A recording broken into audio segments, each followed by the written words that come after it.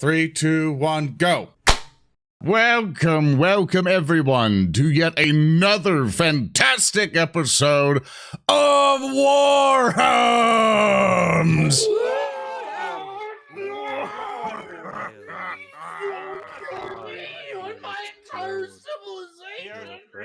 Will abandon you. Grow fat from strength. I was on it this time. I was on the slider this time to help us not destroy the ears and everything else. Welcome back, everyone. I'm so excited to see everyone back. Happy and everything. And first off, before we start anything, I have important announcements to make because this is going to show up as a VOD and stuff, and some people like to click off and go later on the thing. This is really important. This is really, really important you listen to all this, or else you're going to be really confused where things went.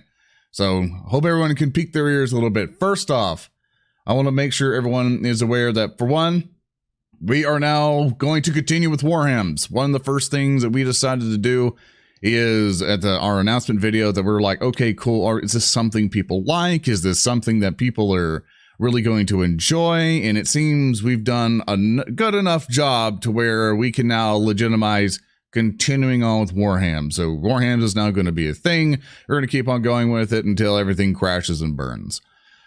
Second thing is that all of the future VODs will no longer be on Alpha's channel. We decided to shift some things around, based on some discussions and stuff that we've had and looking at some things. We're shifting the VODs, which are on the YouTube channel. Basically, you'll see all the VODs still on Twitch just fine. But all of them be shifted over to my channel. So just so everyone is aware, we are shifting it over. Don't worry, we always have a discussion with this and stuff. Me and Alpha sat down, kind of went through all this stuff, and we kind of feel for this so he can concentrate on doing the animations and stuff. And so the only thing you'll see coming on his channel are animations from the show whenever he gets time to do those. So hopefully you guys can enjoy those. But if you want to see what happens after the live stream, basically my YouTube channel is where those VODs are going to be. But the first 5 episodes will be freely available right on Alpha's channel. They're not going anywhere. They're not getting deleted. They're going to be purely dominant right there. All like episode 6, not episode 5, but episode 6 is where all that is going to start going. This episode 5 should be going up on his channel. Next thing is that all the gate system that we've been trying to go with is now going to come into effect starting on episode 6. So basically, if you are a supporter of us on Patreon, which I hope you guys have, all the awesome people who've been contributing is doing an amazing job keeping this going, that on Patreon, we do a kind of a gated time system. So, if you have no money, if you have no way to contribute, it's okay. We wanted to structure this so no one has to pay a dime to see this show. So basically, only thing that really happens is that after within 2 weeks or so, the VOD will then come out. And if you want to catch everything early, you can support the Patreon and be part of the show via that. We're also potentially brainstorming some ideas to add some new things into it. So still stay tuned to our Patreon page here for blog updates and a whole bunch of stuff, because that's where we try to inform everyone. We use it as a blog system, away as a content channel system. So check out the Patreon if you haven't already to kind of see all the awesome stuff that we have going on with it. Further on, and yeah, so all that will be there. Also, if you have not seen on my channel so far, which one thing I forgot to include, episode 0, which was the first episode, kind of like the episode 0 that we did at the pre-show, which is the one that you saw the animation with Braine killing on the light bulbs and stuff. It is now on my channel. Episode 0 is on my channel right now. So if you want to go in and see it, it's right on my channel right now. After the show, I encourage you to go see it. And all future VODs and stuff, once more, will be over there. Other than that, if we do hit 1,000 concurrent viewers, we will be giving away a 9th edition core rulebook. I am willing to even put my own money and increase that up to 3 core rulebooks in total. This is out of my own wallet that I'm going to do this from, to buy 3 people 9th edition core rulebooks if we hit 1,000 concurrent viewers. So tell your Discord and tell your friends, everything else. And additionally, now that I'm done with all of that, all the fun announcement bits, let's see who is going to be suffering with me today. Starting off with Braine. Yes, I am Speaker D. I am playing Braine, the pernicious Skitari. And next up we have Reeb Van Horn, our Inquisitorial Acolyte, played by... Hello, I'm Earndil. I am still here, regrettably. I am the medic, and I keep people from dying, even if they keep dying a moment later. And the captain of the debt collector, Captain Zedek, our rogue trader, is played by... That would be me, HulkyKrow. I look pretty, so you don't have to. Don't worry, I know you appreciate it. And I am your host, ZoranTheBear. I play Lorn, our sanctioned psyker, in quotation marks. And the one who will be torturing us today is our illustrious game master. Hello. Hi, I'm Thurston Hillman, aka Uncalled GM, and I'm excited for today. I'm gonna make y'all hurt in new ways you didn't think possible. It's gonna be fun. We're gonna have fun. Grimdark Future is all about fun. Every fiber of my being to not press the nostalgia critic button. I know. I appreciate your restraint. It was for you, Earndil. Cool. And on how this show works for anybody that is new, as I now turn off this overlay, you'll see these dice that are around here. So this is a way that you can help support the show and kind of influence the game a little bit. And as we said in the past, that we focus on fun first and not wallets. So if you don't have any money, don't worry. You still get the show for free and get to have a good time. But if you do want to help contribute, so basically help pay for all the awesome art that we get to order and put on the show every single time and just help support us so we don't, live in cardboard boxes with an Ethernet cord plugged into it.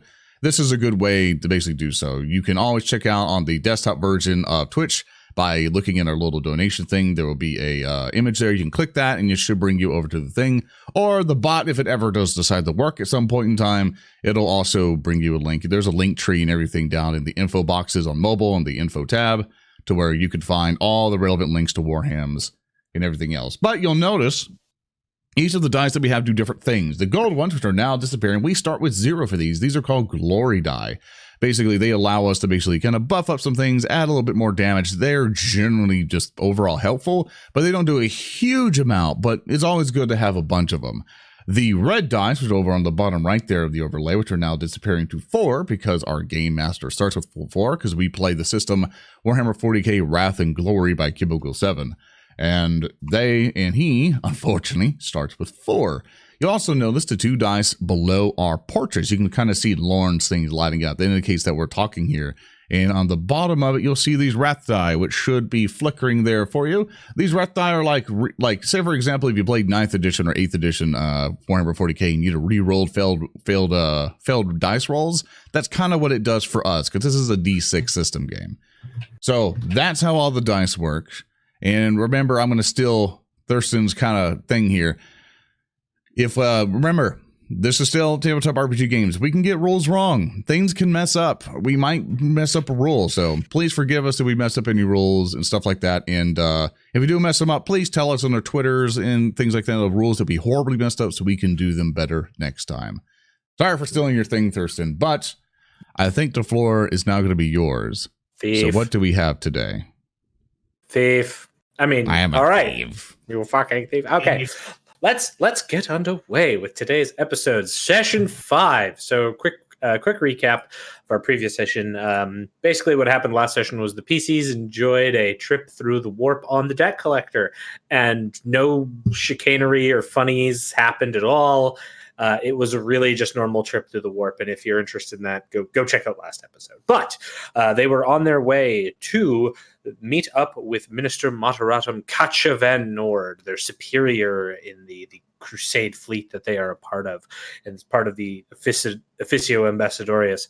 The PCs our heroes are making their way, having exited the warp now, and taking a shuttle to meet Katja Van Nord on board her ship, the Magnum Aurum Victorium, this immense golden barge that the small Arvis lighter that the players have taken over there shrinks as it gets closer to.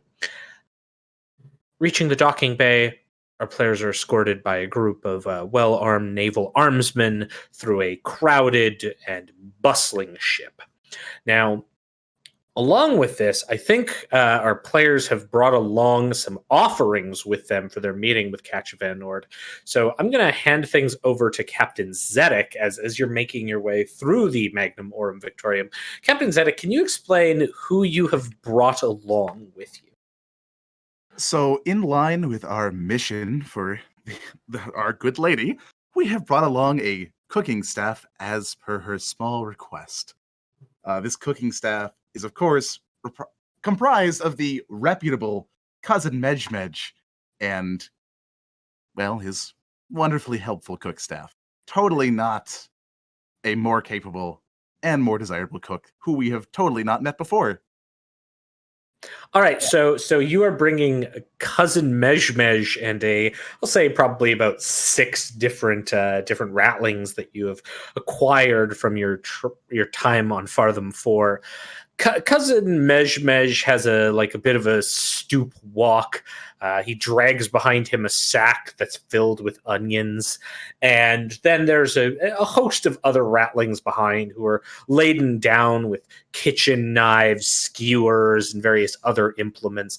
As their tiny tread takes them through the Aurum vessel you find yourselves in, there's just this sound of metal on metal and the sound of a sack being dragged as the rest of you advance at what is essentially a slower pace, though the rattlings are doing their best to hustle run behind you. I mean, they do the best they can. They can only walk so fast. Is Mejmej basically the same face as Hedge, except he has a very large bushy mustache?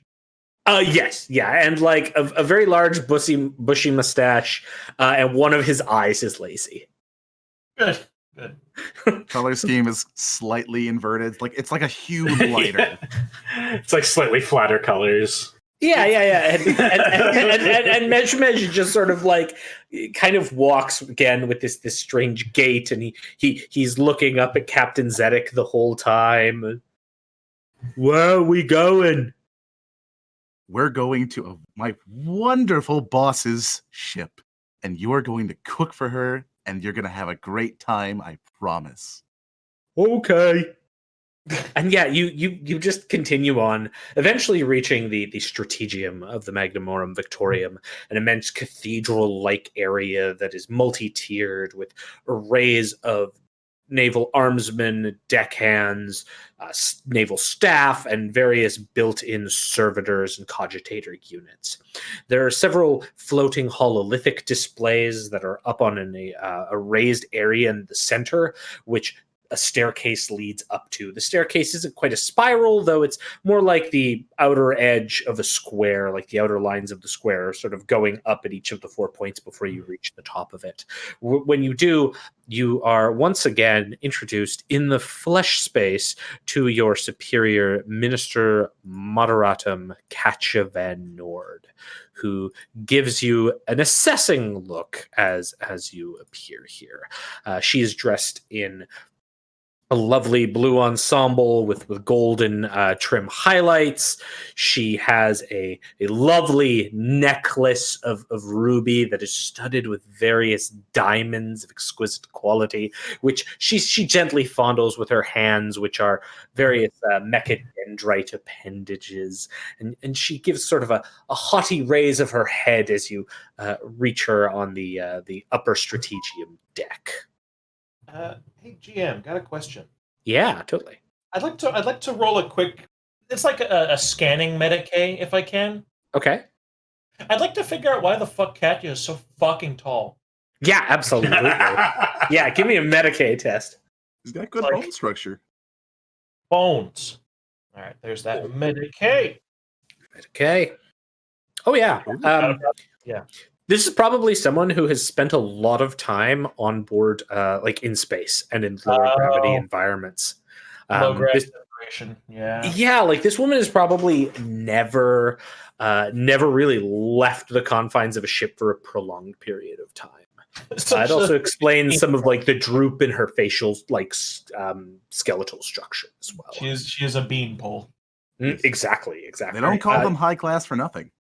And she turns and spreads her mechadendrites wide and gives kind of a half flourished bow. Ambassadors, welcome. Reeb will do a curtsying bow because he's been trained to bow. He's an inquisitor. How it do? We have brought you your meat creature for your disgusting food mouth. Yeah, like 3 of them are picking their noses, one of them scratching their butt. Another one is running down the stairs for an onion that fell out of the bag. These creatures, I am told, cook other things other than chlorinated water and goop soup. You will enjoy them. Her mechadendrites come up in a halting motion. We must not be discussing business yet. As the Codex Familiaris laid down by the most holy of Primarch states, there is something we must do first. Yes. Oh no. Can each of you give me a scholar check, please? Yeah, I don't think we need a scholar check. No, you all need a scholar check. This is something from Alpha. Yeah! Yeah! Okay. My scholar check is a 1. Because Lorn does not know anything about the world. All right. So the results of this, for everyone listening to our show, Reeb has rolled a 6, Captain Zedek has rolled a 1, Braine has got a 6 but with a complication, and Lorn has got a 1. So the difficulty number we were looking for here was a astonishing 3, so only 2 of our players pass. So those of you, which would be Reeb and Braine, both of you know what a hug is and how to perform it.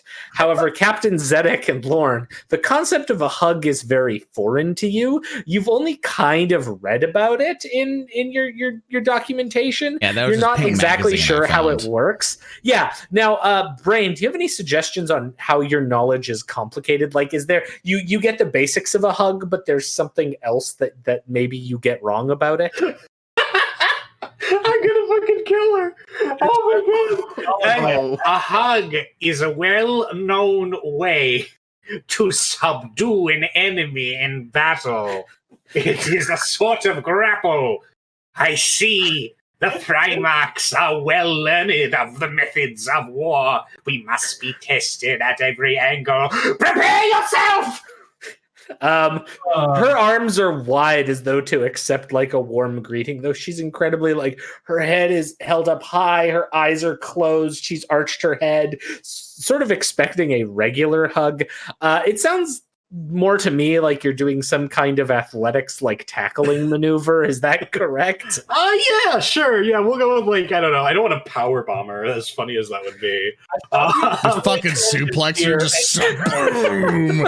It's probably I'm putting her into like a weird military hold. The weak should fear the strong. Oh gosh. Okay, give me an athletics check. Let's see what your check ends up having you do. Oh, 6. Okay. Oh boy. I assume what starts off as a hug becomes like a pro wrestling maneuver where you manage to pin her on the ground. Put you in the camel clutch and to make you humble. All of the armsmen around here immediately turn. Several of them raising up their las guns, and a few of them kind of quizzically, and you just hear a catch of it. That is quite sufficient. Quite. Are you good? Are you good? Are you tapping? Okay, and I let go. Does she tap out? Just click, click, click. click, click, click, click, click. It's really hard to hear with all the mechadendrites slapping on the floor. It's kind of like a fish. Yes! My Braine will destroy her at SummerSlam. Okay, Alright, so well, that was an experience. Next before you continue, oh yes, that was supposed to be a player complication. Oh, Oh, okay. So are you offering to jump on the grenade of Lorn also complicates with a failure? Yeah, I will volunteer. Okay. I will volunteer. Oh no. So with your failure and a complication, you have no idea what a hug means. So Lorn, what is, based on your Fenrisian upbringing, what do you assume a hug means? I assume I see like the dog pile that's happening in front of me. And Yeah, I yeah, really like- come in and I think it's a mosh pit. So I start trying to like with my old man body going, I remember this scheme. I remember this scheme. Almost went Lehman Rusty. I just jump in and just grab Braine and like just try to like toss him, or no, I grab one of the other guards who like have his weapon, like join in, and I like try to like push him into the pit or just start tackling somebody. I'm just immediately just joining in the melee. Like, this is a hug, right? Whoosh. Zoran, this is not Blood Bowl. You don't have piling on as a trait. But Katja Van Nord has long legs. You better believe it. McMath is in the end zone. Hail Mary. Right, my gutter runner's getting there. All right, Lorn, you start like going up to a guardsman.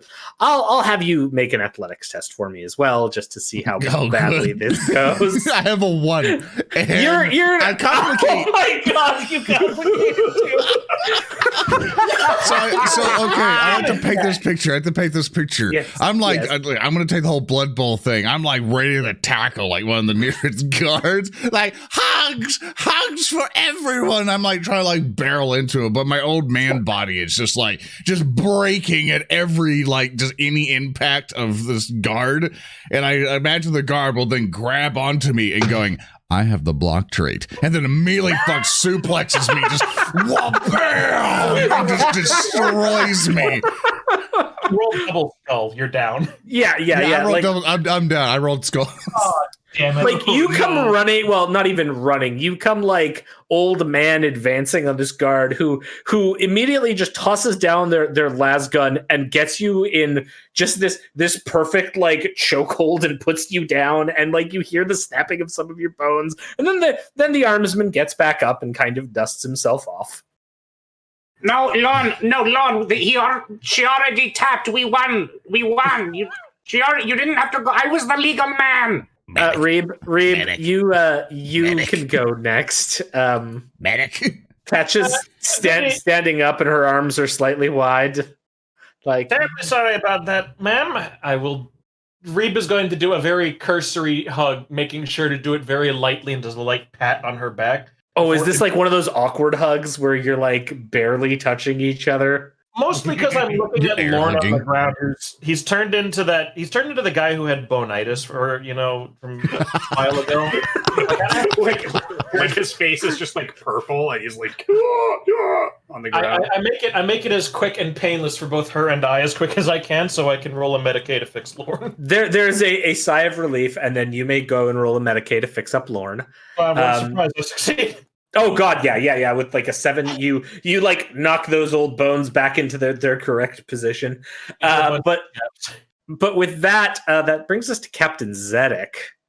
Captain Zedek, there's this gaggle off to the side. There's Pi, who's kind of doing like a victory lap around, saying he won. But Katja Van Nord has her like arms wide open still and is looking awkwardly at you. But once again, you, Captain Zedek, have no idea what a hug is. Why would a rogue trader ever need to know what a hug is? So how do you react? Just kind of seeing what's happening. I'm like, Reeb, do I tackle her? Do I? Not now, Zedek. It's not hard to figure out, man. Hold your shoulder for a second, Lorn. Oh my God.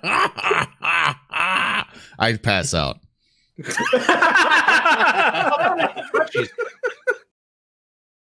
Come now, Captain Zedek. I'll walk up to Lady Cassia. I'll just kind of not sure if I should tackle her, if I should gently wrap my arms around her. I'll kind of reach my hand up to her hand and just gently shake it, point a finger at her, and just do a finger gun. Very awkwardly and back off. I was never taught how to do this. My folks never taught me how to do this. As you back off, both of her mechadendrite arms surround you like in like a split second of pulling you inwards and then let go. And as she lets go, there's almost like a push as they come back around, and she kind of sends you sprawling back. And then she kind of lets in this big breath and then a sigh of relief of, oh, it's done. Good. Welcome, friends. Now that the Primarch mandated big hug is complete, you may inform me of the debriefing of your events on Fathom 4.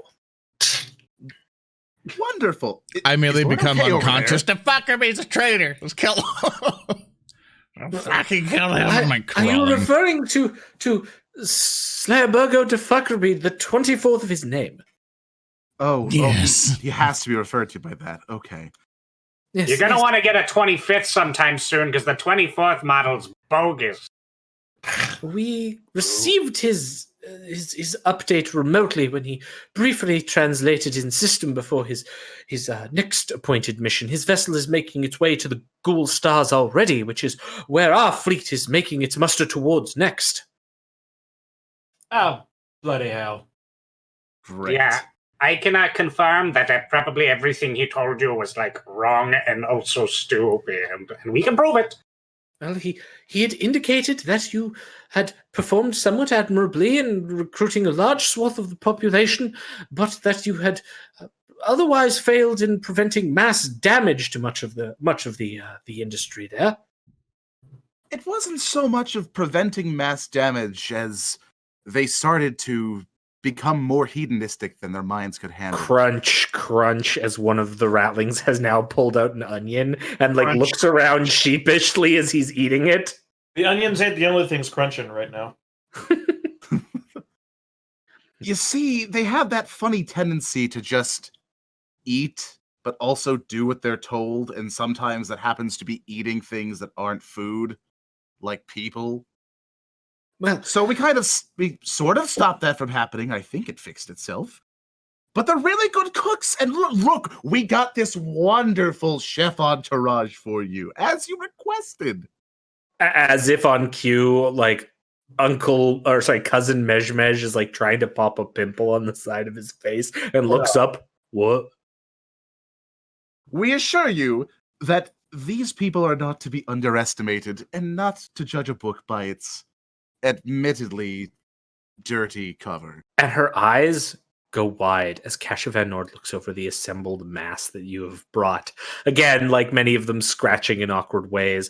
One of them bent down with plumber butt into the bag in order to obtain some goods to snack on. And her eyes go wide as she looks on this mass that you have brought to her. And then her eyes, still wide with some form of shock, turn towards all of you. What? They got don't cooked. look like much. I swear to you, I've had the best barbecue I've ever eaten. There. And her eyes go back, and again, one of them is scratching himself. Another one is just sat down from boredom. She looks back at you. What? They're perfect! And she turns and rushes towards them and starts bringing them together in one big hug with her mechadendrites. Oh, I've waited so long for a cooking staff who understands the finer things in life. Yes, and she lets her grip down, turns, kind of tuts herself a little bit. Yes, rest assured, this will be noted as bonus points for you.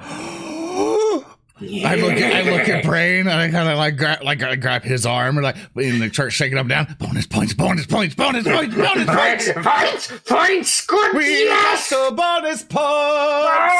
points. Yeah.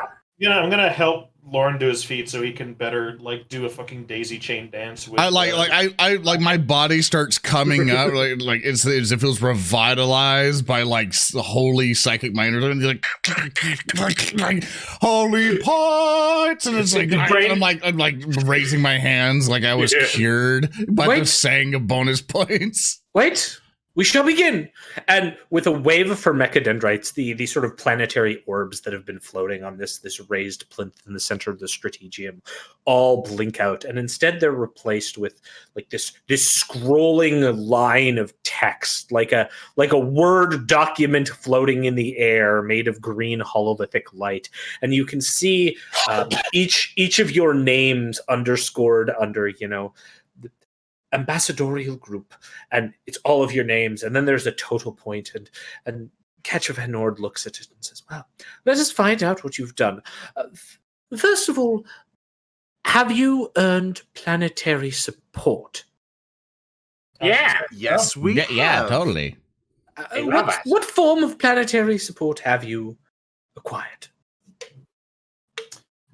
Well, More I- chefs. Hey, And everyone, more huddle, fighters. huddle, team huddle, Yes, team team huddle, huddle. everybody. Team Yes, huddle. yes, of course. The Codex Familiaris is quite clear on the rules of the team huddle as set down by the Primarch.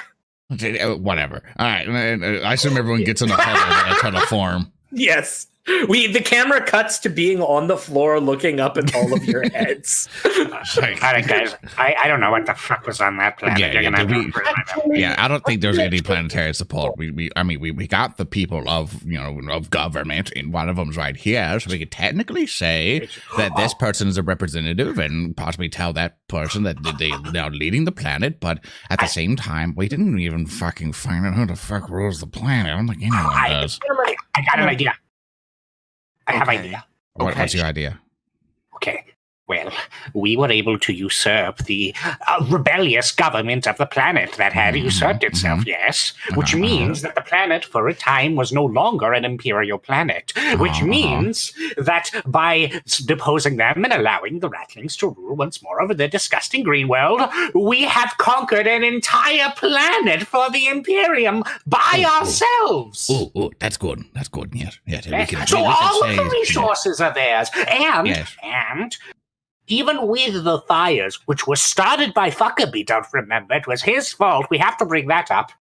They could use that to repurpose the world in any way, to a horrible agri-world or a beautiful planet of black buildings and smog and pollution. Yeah, all we It's have to brilliant. say is that we just need to plant a government official of our choosing in there, and then the entire planet is ours. Yes, and they can do it by going to that horrible, disgusting town with that mayor I almost ripped into chicken strips. It'll be great. Okay, Captain Zedek and Reeb, are you in agreement of this plan? I'd say yes, but we do need to remind you, gentlemen, we do still have two individuals of whom were part of the original group that they had. I still have the femur of the very legged one. But we also have one awaiting a tribunal and one who is still in very serious critical condition. We should bring that up. Yes. Yeah, I'll let you bring that up. Should too. They named a holiday after me. I think the excuse that we we essentially brought a planet back into the Imperial fold is a really good idea. Oh, She'll totally buy it. And I have another idea. Oh, no. So, say, for instance, they don't have any rulership. Well, we do have one surviving member of the council that we're not about to throw into a pit of boiling hot lava. We have the Dead Priestess. If we reassert her as planetary governess, we have everything. All of the points. That's assumed that we can get her out. Let's deal with that one later. Let's not include her into the current plans. But Captain Zedek, do you want to? No, I conk brain. You're like, no. Current plan A. Zedek, are you good to present this plan? Yes, I am 100% on board. Worst case scenario, we put the fat mayor back in charge. Surely things will not go to shit again. You first, Captain. I will discuss the matters of two prisoners. One prisoner. I'll let you two take care of it. Please do. I want the Minister of Science to pay for what she did. Okay. All right, everyone. All right, on three. All right, team. 3, 2, 1, go. All right, let's go. All right. and we break. And we come out. And she looks, she's got this, like, the billboard has now been updated with a line that simply reads, earned planetary support Fartham 4. So, Lady Katya, we have Yes? not just acquired the necessary firepower for the crusade, we have done much more than that. What firepower have you acquired? We have really brought into the fold the entirety of Fartham 4's population. As we soon discovered upon landing there that insurrectionist forces had taken up shop and deposed the local government, installing themselves as the head and thus seceding from the Imperium away from the Emperor's guiding light. We have since deposed these insurgents and radicals and taken one of them prisoner, thus restoring order to the fold of Fartham 4. The planet is now firmly in the custody of the Imperium once more. Good. Oh, well, let us see. And there's like these numbers start spinning beside, and after a few moments, they end with 40,000 points. Whoa! Yes, that is far more than 6. Yes. Her mechadendrites 40,000. then like go up Vanna White style to another line, and text appears: discovered and resolved the prior embassy. Well, what do you have here? So, in regards to the prior embassy of individuals, of which there were 4, as I recall correct. Yes? Yes. Yes. Yes. Well, it turns out that the first of their group, the Tech Priestess, she had been more or less put out of action by their actions. The 3 remaining, the Lord of the the Chirurgeon, the Catechin, and the Confessor were all, well, they were all convinced that they could take control of the populace. Now, I'm not entirely sure from whence this notion of glory came, though I do indeed have my assumptions, Mr. Fuckabee. But we did manage to capture one of the offending individuals alive, the Chirurgeon, or as she now refers to herself, and indeed refuses to divulge her name to us, the Lord of Science. I see. Well, I shall have to consider. Let us see. And she raises her mechadendrites up, and suddenly there's like this scrolling again of numbers. 20,000 points. Hooray! Yes! We are able to surrender her over to you for a tribunal, as she is very, very guilty of many things. There are some things for which she is not guilty, but most of it is guilty. Very guilty, in fact. Very, very guilty, and I surrender her to whatever inquisitorial needs that need to follow our fleet here. However, we did manage to what is the opposite? Zedek. Braine, what is the inverse of incapacitate? Recapacitate? Capacitate, I think? Close enough. She is in critical condition, but is likely to make a recovery. And she is currently stationed aboard our ship, and we are attempting to get her back into operational order so we may, again, get more information as to what happened. Then I shall trust you with holding on to these individuals for now. My vessel, the Magnamorum Victorium, will be very close by on your next assignment. I intend to meet up with you in just a few weeks' time after I provide you your next mission, so I will allow you to keep them on board your vessel, rather than waste time with any transferences at this point. Lacking a brig, eh? No comment. But what I will say is, let us see the results. And so you have now these, like, your points have lined up. And what you see is your emissary score, which is now sitting at a brisk 60,000 points. However, underneath that, you see another team headed up by one Sleburgo de Fuckerby 24, which is currently sitting at 75,000 points. I raise my hand. Madam? Yes, servant of the machine god. Yes, I noticed a small error. It appears as though this other team has more points than us. Ah, yes. Well, that is a problem, but and then she turns, and once again her eyes go wide with avarice as she gazes upon the half-squatted group of ratlings. Oh, we forgot about those. My cooks. Yes. I, as Minister Moderat, am allowed a slight variance of excess points that I may grant. Again, it should not be a determining factor in any sort of the grand scheme of what we are doing.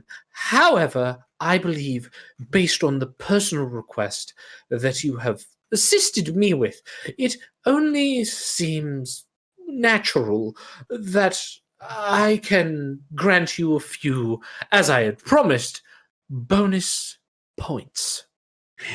Thus, based off the Great Missions Prime diagram and my own, Emperor tasked role as arbiter, not to interfere too directly in terms of the point acquisition with these bonus points, believe that based off of this acquisition, the best option would be a bonus of 39,000 points. Yes! Yes! At 99,000 points. Oh God, what a rush! thrill. Yes, jangling the keys. Yes, Fuckabee. He's unwary.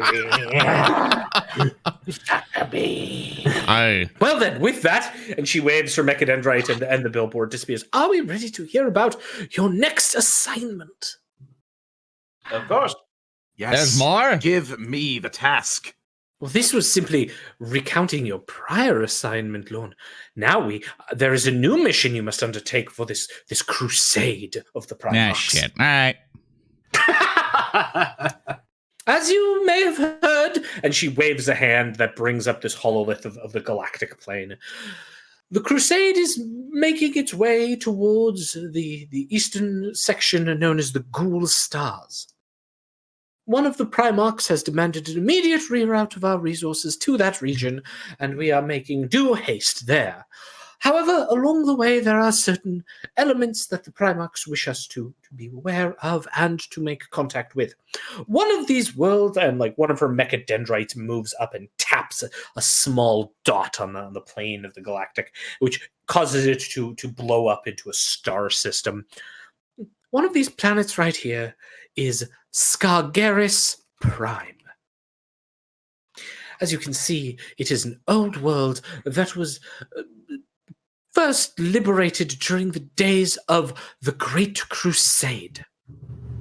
Now, due to some form of error, perhaps clerical, on the parts of the Adeptus Administratum, it appears the planet has failed to pay its tithes over the past 10,000 years. In fact, much of the planet has been forgotten of, and the only reason we know it, and it has come through to my desk, is that one of the Primarchs, blessed be those children of the Emperor, has reminded us of its presence and its conquest in those days of the Great Crusade. Thus, Scargeris Prime here is now a bustling, resource-rich hive world with several nearby planets noted as being suitable sites for mining and agri-worlds. Go on. I raise my hand. Yes, servant of the machine god. Have you met these Primarchs? Oh, not personally. No. That comes through the great chain of command. Ah, is it true that they are all 12 feet tall and made out of metal? What? They shoot lightning out of their eyeballs and can do math without even thinking about it. What? Braine, they're flesh and blood. I don't think they're a TI-84. No, How do you they know? have You've never great- seen one. They have great wings of metal and float through the air, shooting lightning at people who don't take care of their machines. That is what they told us on Lemuria. Lord Quadrumvirate is honored and blessed enough to speak to the Holy Primarchs, and then they disseminate that information down to the Minister Magistratus, who then devolves it down to me, a humble servant. Is it possible to become one of these lords quadratic?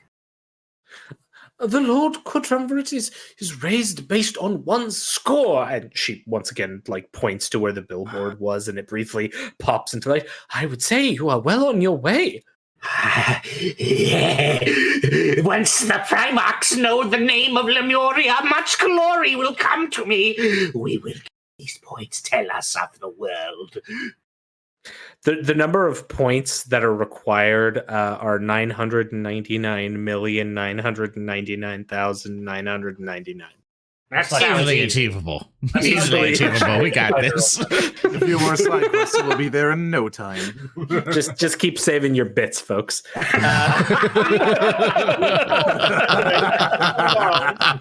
much effort it took for us to get to this particular quotient? Why am I the only one who sees how much effort this is going to be? This is going to be a huge pain in the... Well, you see, we are servants of the Emperor, and our entire life is going to be dedicated to this crusade, so I suggest we get to it at some point. Also, did we want to bring up the issue with the mind manipulation of the population? Did we even record what happened with that? We do have that Vox recording. Wink. Oh, Oh, yes. yes. Yes. Not to take away from these Ghoul Star adventures that we will happily go upon, but you might be interested to know that Defuckerby caused everything bad that happened on the planet.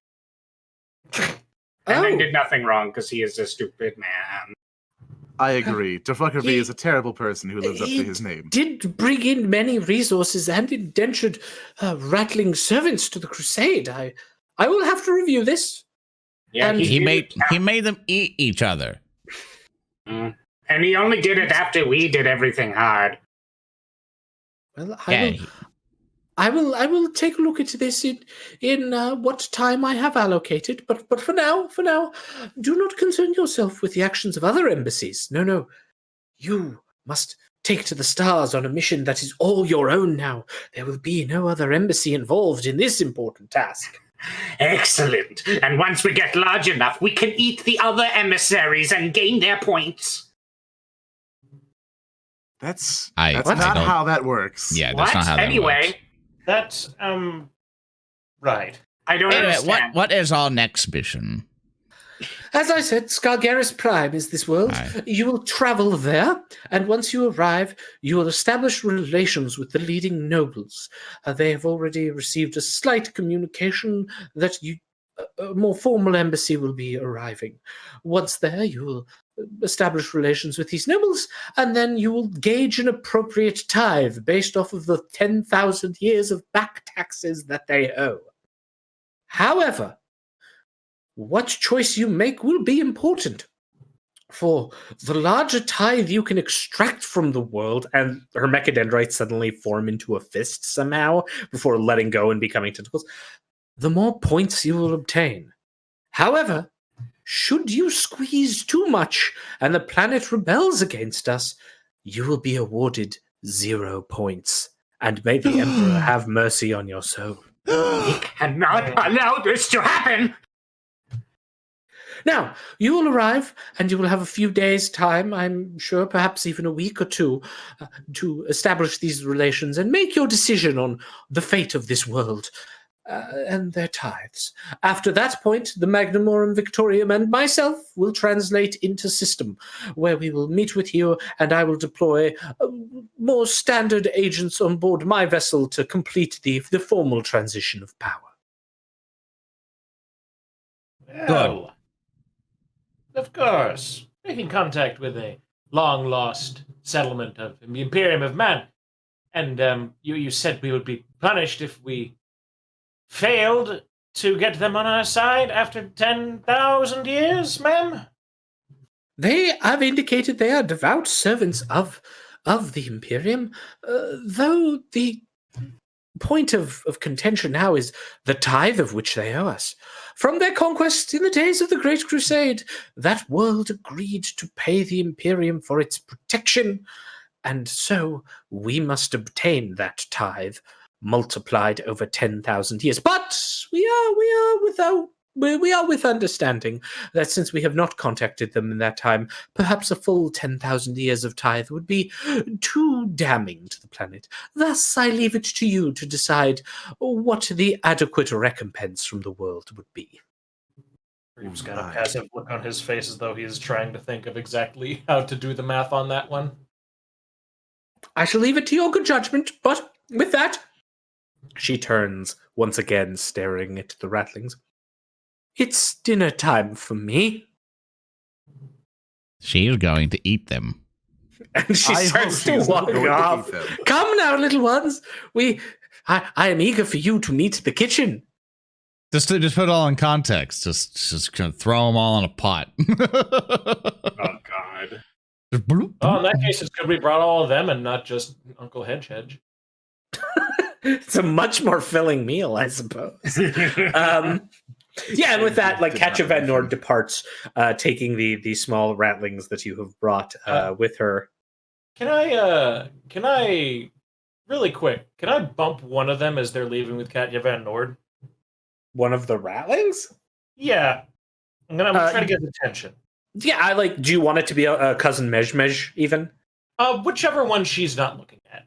Yeah, she's not looking at any of them. She's kind of expecting them to follow in her wake, so they're all kind of getting their stuff. But cousin Mej is sort of the one that's closest as he's packing up his bag. Okay, my friend. Keep an eye out for me, and if you need to call for assistance, please, by all means, use this frequency. Can I give him the frequency of the comms to our ship? What's a frequency? Well, it's a funny little number on the back of this card here that you can input, and you can talk to us anywhere in the galaxy. I'm pretty sure that's how that works anyway.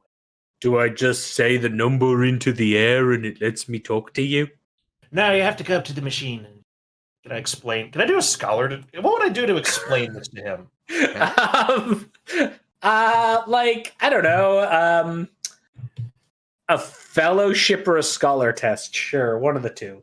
All right, I'll do a scholar because that's way higher. Yeah, that's fair. Use hand puppets. Yeah. Oh, you got a glory out of it. 7 and a glory. We are capped on glory, by the way. Oh, good. Okay. Okay, that sounds good. Okay. If anything particularly unpleasant happens, please do let us know at the earliest convenience. Thank you. All right. I'll go along now. Come on, gang. And he turns and all of the ratlings start following Katja away. I have a bad feeling about that. I don't feel anything. Not anymore. I know you don't. I know. It's you don't feel. Captain, Yes, Reeb. shall we make our way back to the debt collector so we may begin on our little operation? I think we should. I'm terrified of what we may have to do with these nobles, and I fear that it involves getting you fitted for suits. Suit? What is this suit? And so with what is this suit, we cut ahead a few days. Travel through the warp. During this time, the debt collector is making its way with all due haste towards Scargeris Prime. All of you have had some time on the ship. Very, very quick summary. We'll just go through everyone real quick. We'll start with Braine. What have you been doing with your probably couple weeks, like 2 or 3 weeks on the debt collector at this point? I have been frantically fixing everything on the debt collector. Okay. And then I've been going into areas to where the tech priestess has done her repairs. Mm-hmm. And have I been able to find just anything, even slightly wrong, even slightly inefficient, like even a 0.100 or 0.001% lack of efficiency in that area of the ship? Give me a tech test. By the way, not our debilitated one, but Gamu. Yeah. Imagine fucking Braine is so fucking petty. He critiques the work of a comatose tech priest. Yeah. Well, that is 6 That's successes from Braine's constant skittering over the ship. Yeah, Braine, you're able to find that everything that is like in everything that's working or within working parameters is exact, but anything that's not already has the equivalent of a space help desk ticket lodged to Captain Zedek on it. So every time you go to find like, aha, this is out by 0.1 microns, there's a report to Captain Zedek already waiting for it. So as I'm doing this, I'm fixing a lot of these. I'm probably not going to get to everything, but I'm going to the section that is pretty much mathematically perfect every so often, like at least once a day, finding something, breaking it, And then I'm going to write a ticket. It seems as though this is not very operational. Is this Brian workmanship? It looks like it. You're Tech bitter. Priest Braine. And I'm going to put a ticket there. And I'm going to start sending her a list. Okay. I would like to point out that for a brief moment, Captain Zedek would have sent Gamu a comm back saying, "See, the problems just fix themselves." And then several dozen more tickets continue to roll in, realizing the problems have not fixed themselves, but instead have multiplied. Now, before chat and the comments gets to me, I also have to ask, are you still murdering people casually during this? I mean, it's kind of like I have less time for it now. I used to be able to do it like every day. Now I've kind of taken up a part-time job, but occasionally I will go into the lower decks and find those what have upset my eyes it's just a little murdering on the side. Nothing major. Yeah, I mean, not, like occasionally, It's a simple chaos. You're not. want to get burned out on it. Yeah. You don't murder competitively anymore. You just kind of do it on the side to keep your skills sharp. Sometimes I just maim. Casual hunting. All right, Yeah, Reeb, what are you doing with your time? Reeb has instructed some of the unoccupied menials to gather up as many of the corpses of the critters we killed in the septic tank and bring them to the surgery ward, a good distance away from the tech priestess, so I don't accidentally do something stupid. Okay. Yes, I cross-contaminate with the ruptured organs of these dead sewer creatures, and I go touch the tech priestess accidentally. Oh no, she's got sepsis. Oh, whoops. Okay. I'm doing that because I want to autopsy every single critter that we slew, so I can see if we can find anything useful in them. Mainly also just because Reeb is like, I've never seen these things before. I wonder what they look like if I flay them open. Yeah, sure. I like this. Nothing can go wrong here. Okay, so there's two types of creatures. There's the grubs and the mites. So which one did you want your first one to be for? I'm going to start with the grubs because they have softer skin, and Reeb likes how they split open when he catches into them with the mono knife. Yeah, so you are dissecting these grubs and finding their internal anatomy makes no sense. Like, you're finding organs that don't do anything. You're finding tumorous growths that actually grow bigger once you cut them open. Like, the logic is very, very, very broken with these things as you interact with them. I mean, he's not looking for logic. He's looking for fascination. It's like he's like at one of those science centers for kids where you just get to poke and there's a whole bunch of crap that just keeps happening all around you. It's like, ooh, this makes a noise. That makes a noise. This is science. That's a science. This is a funny little horn that goes honk when you squeeze it. And he's basically doing that to every single organ to see what they do. I love it. Will you give me a second check for the mites? Time to break out the crab claw cracker. Crab claw. Let's see. What did you get there? Oh, that's a 5. 5 is going to get you about the same. These are highly corrupted, probably from some sort of radioactive basis. Maybe there's some kind of mutation going on that you can't pinpoint as to what's going on. The closest thing you can probably guess is some sort of radiation.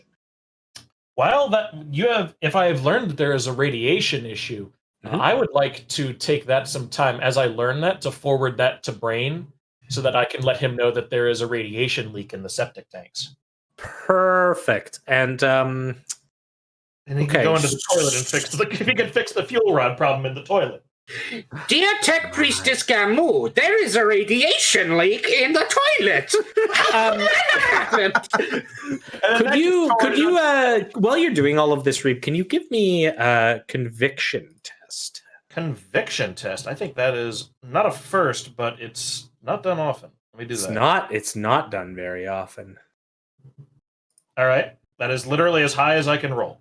That's perfect. Okay.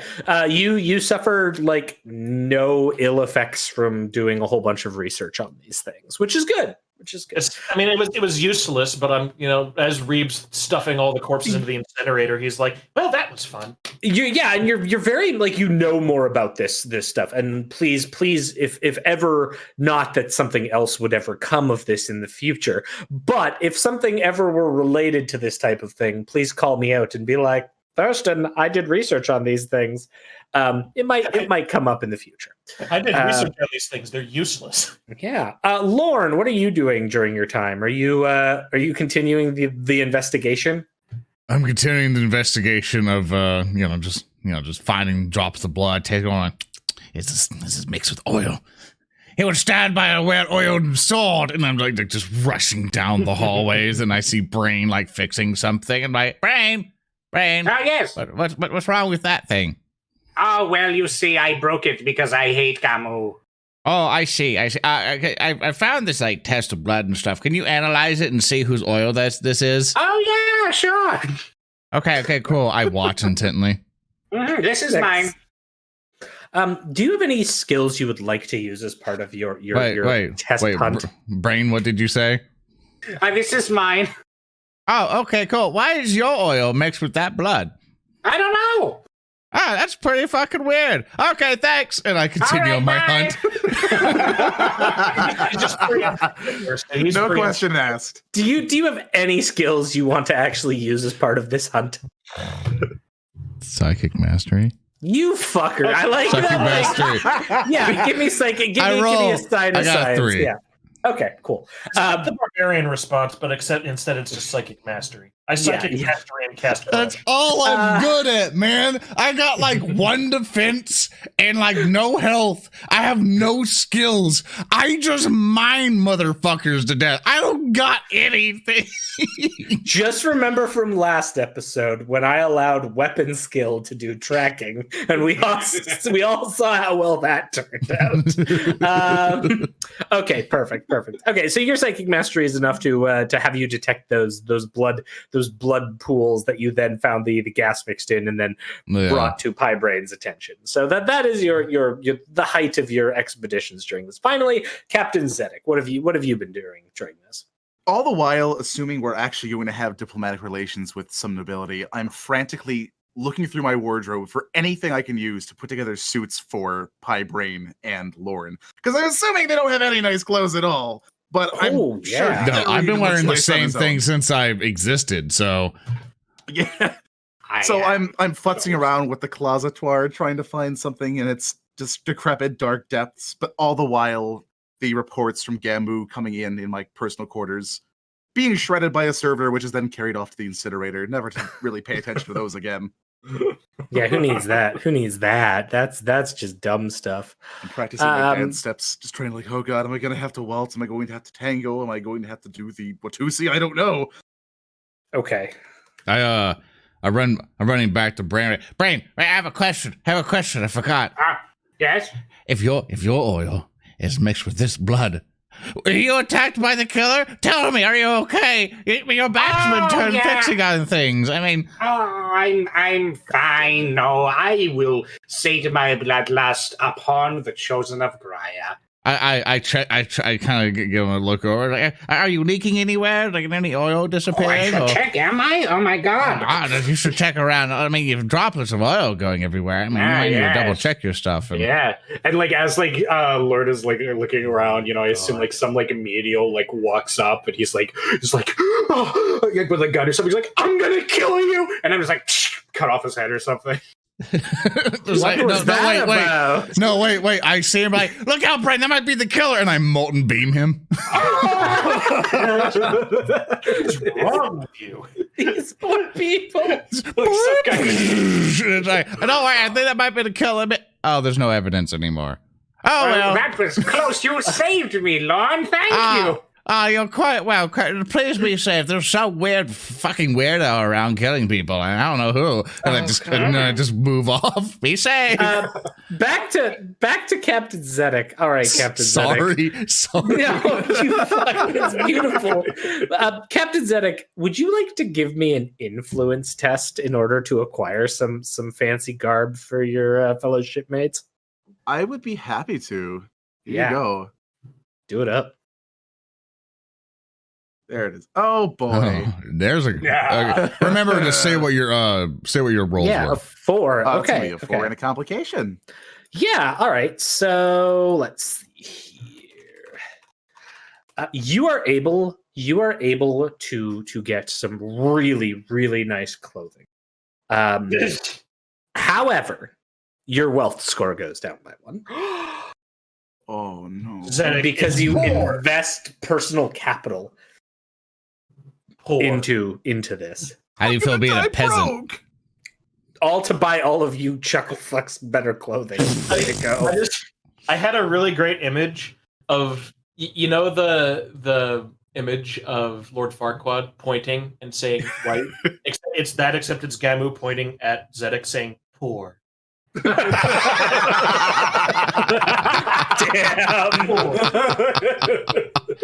So we cut to close to the end of the journey, and as we reach this point, Captain Zedek, you have invited all of your fellow ambassadors to your personal suite where you're showing off their noble attire.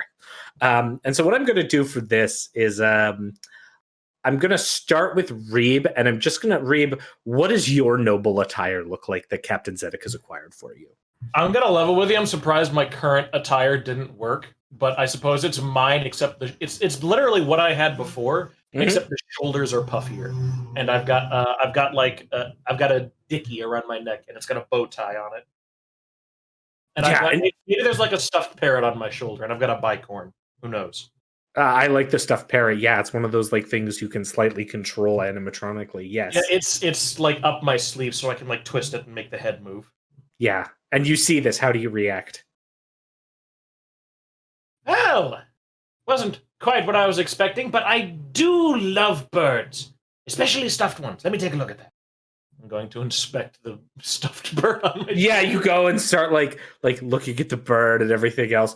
Lorn, what is your noble attire that Captain Zedek has acquired? Do you look like? It's exactly the same as what I'm currently wearing, but I'm wearing a bow tie, but it's under my beard. Aww. Can your beard be wearing a bow tie? Nope. I love this. It's under the beard. Exactly the same. And how does Lorn react to seeing this? Lauren to saying like my bow tie? I'm confused. Like what? How does he react to seeing this this uniform laid out in front of him that Captain Zedek has tirelessly gone to purchase and now is presented to him? I saw it's like, here's all your fancy clothes, Lauren, is a fucking bow tie. I go, oh, okay. I just put it on under the beard, like, do I look good? And I pose like in front of a mirror, try to like kind of get a lay of my new digs. It's exactly the same. Yeah. Bow tie under your beard. Yeah. Finally, Braine, what does your noble attire look like? All right, so Braine has a turban like on top of his hood. So he looks like the world's like worst genie. And it's like he's like got some like weird like Mardi Gras beads and like glitter all over him. And then like buy this stuff. His actual clothes. This is probably the thing that actually cost Zedek weight of wealth. Is just like this like really nice like kind of like fucking vest that just has like solid gold bars glued to it all over. And it looks awful, and the glue is really cheap. But there's just like gold bars just kind of glued onto his very small vest and like the rest of his like metallic cuirass. Good. At this point, Zedek is just looking back at the numerous bottles of liquor that are by the trash servitor and wondering, yes, that is exactly why I made this stylistic choice. Also, I'm not versed in fashion. It's in the theater of the mind, honey. What's Captain Zedek's noble attire? Is it just his regular clothing, or is it different? The noble attire for Captain Zedek is a pretty standard two-piece suit under the greatcoat, very poorly concealing the power armor that I'm wearing. It looks okay from a distance, but as soon as you get up, you realize, oh, it's like a stuffed pig. You can see the power armor just bulging out. Excellent. Captain, we are translating out of the warp shortly. Thank you, Ransom. Navigator Gibbon reports that we will make a smooth translation into the system and be above Scargeris Prime shortly. I will have a shuttle ready to take you down to the capital. Thank you very much, Ransom. We appreciate the update. I also have a question for you. How do we look? Do we look noble enough? Do you think we can pull this off? And like his eyes keep going back to Braine. I want to be like in his vision, like behind somebody, and I'm just looking at him, like slowly shaking my head. No, just no, don't do it. Do not worry, my outfit is optimized for performance. I have faith in the Emperor. Good day, sir. I have duties to attend to. And he just walks off. Way to bail, coward! It is okay. He is just jealous of my cool turban. If you don't like my fashion choices, you could go in the terrifying flesh cabinet and find a better choice of outfit. You have a flesh cabinet? You should get rid of that. No, it has all my clothes. I will not get rid of the closetoire. I love him dearly. I don't actually know. It's terrifying. Oh, God. Just kind of in the dark corner of the room is this. The shadow over the closeter. It's laughing slightly. The low throne servos. Compliance. Christ. Yeah, and with that, you manage to emerge from the warp over the planet of Scargeris Prime, which is a like purplish white world that seems to be devoid of many oceans, and those few that you see seem to be like highly salinated to the point of almost looking like salt flats. And there's this constant smog over sections of the world from the vast hive cities that dot its surface. What a quaint little world. They don't even have any oceans. I thought you would like that. No, Lemuria is a city of great industry built beneath the waves. But I suppose it's better than green hell. Oh, green is a good color. Jungles are great colors for planets. Please board the Arvus lighter. Oh, bloody fine. Oh, right. We have to get a new one since we lost one in the previous encounter. Lucky for you. Lucky for you. Yeah, I think we do. Do we? It would be pretty bad. Tech Priest Gamu 4224 I could have dispatch. Okay. Well, we won't have to be listening to that. Give me an attack roll. Sure. Standard declaration. I kill him. Damn! I narratively declare I win PvP, fucker. That's right. He burns all of our glory. Jesus. Okay. You managed to like immediately decapitate this poor servitor with a 7 to hit. Like your power sword's just gonna cleave through this. And like the last thing that happens when its head rolls on the floor is it just lets out its identification. Strom 12B, and then it dies. You fought well, friend. He didn't fight at all. Greetings, Captain Zedek. I am Servitor Yant 13, dispatched automatically from Tech Priest Gamu 4224 with an addended message saying I can do this all day. I can do this all day! I presume I am held back by the others. I'm just going to karate chop him in the back of the head. Like, oh yeah, like Venusian Aikido style and just knock him down. I like the imagine that she just that Gavin just has like our like list of patrons and there's a button near each one to deploy. So to deploy, like, yeah, and tell that little Skitari fucker to fuck off and boop, and then it deploys from a wall. And it's just kind of like hello shitface and then dies. Thanks to all our patrons for giving us these names for Gamu 4224 to use. I'll say narratively declaring a Venusian Aikido chop to the back of a Braine, which causes him to momentarily fall down long enough for you to get in the Arvus lighter, which takes off with Servitor Yant 13 piloting. I'm mad because like now I'm stuck with the thought of Reeb leaning back and then doing judo chop. Yes. Yeah, it's probably a little sore for just like karate chopping a metal pillar. And so we like kind of cut ahead just a little bit to Braine's systems rebooting after being judo chopped, and like we see it's clearly inside the back of the Arvis that is going through some atmosphere as everyone else is strapped in. We see outside there's like heavy cloud cover, and the servitor Yant 13 approaching Hive Zarkanin. Well, I hope we survive this one. Let's just hope that no tomatoes or anything destroy us on the interesting. Hey, keep on, you're doing great. You just keep on flying. Braine, please make sure this one doesn't try to kill us this time. Lorn, I'm certain that even though it's cloudy, there is no chance of any meatballs flying at us.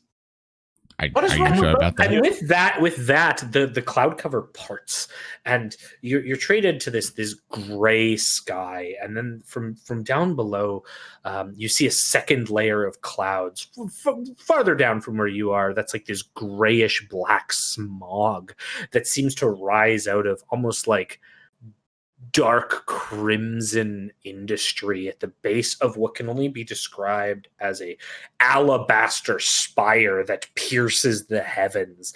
And as you approach this immense hive spire, each of you can see that it has this like creamy texture to it, and the way that the sunlight piercing the clouds hits it, it has like this almost like glistening moist appearance as you get closer and closer.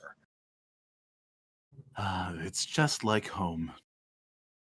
Can I do like a check to see what? Because I mean, we've already passed through the clouds. Yeah. Is the general atmosphere under the clouds basically the same as what we saw coming down? It's like purple and hazy, a purple haze, if you will. You can see that the ground space is primarily like a dull purplish color, but the buildings of industry are all red. The spire is this white, and you can tell that like it looks almost like cratered landscape from what little patches of the actual surface you can see. Can I do a scholar to like check our systems to see why the fuck this planet is purple? Yeah, scholar seems appropriate. Hey, Braine. Elon, Why do you think this place is purple? I think it is purple on account of all of the purple people on it, maybe. Okay, so with your check of 5, Reeb, what you would know is that this looks like a planet that has just gobbled up its natural resources. Like it has sucked everything out of the soil. It is like the fact that the lakes and seas are all and oceans are all just salt now, and the fact that the ground itself looks almost cratered compared to the reports you had that indicated that this was a lush and fertile world. Reeb's gonna lean over to Zedek. Captain, I believe I have formulated a way we are to get a tithe, because after all, what good are cooks for an entire station without a little bit of salt?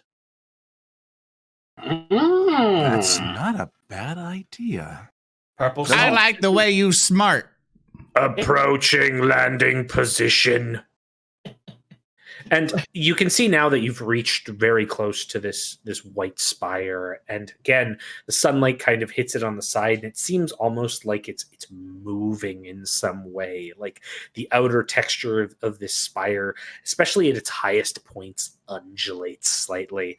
And the feeling quickly passes as you hit this landing pad that's marked off and made of more of a traditional ceramite compound with little markings on it in yellow script that allow the Arvis to land down. And as you see this land down, there's an entourage that awaits you.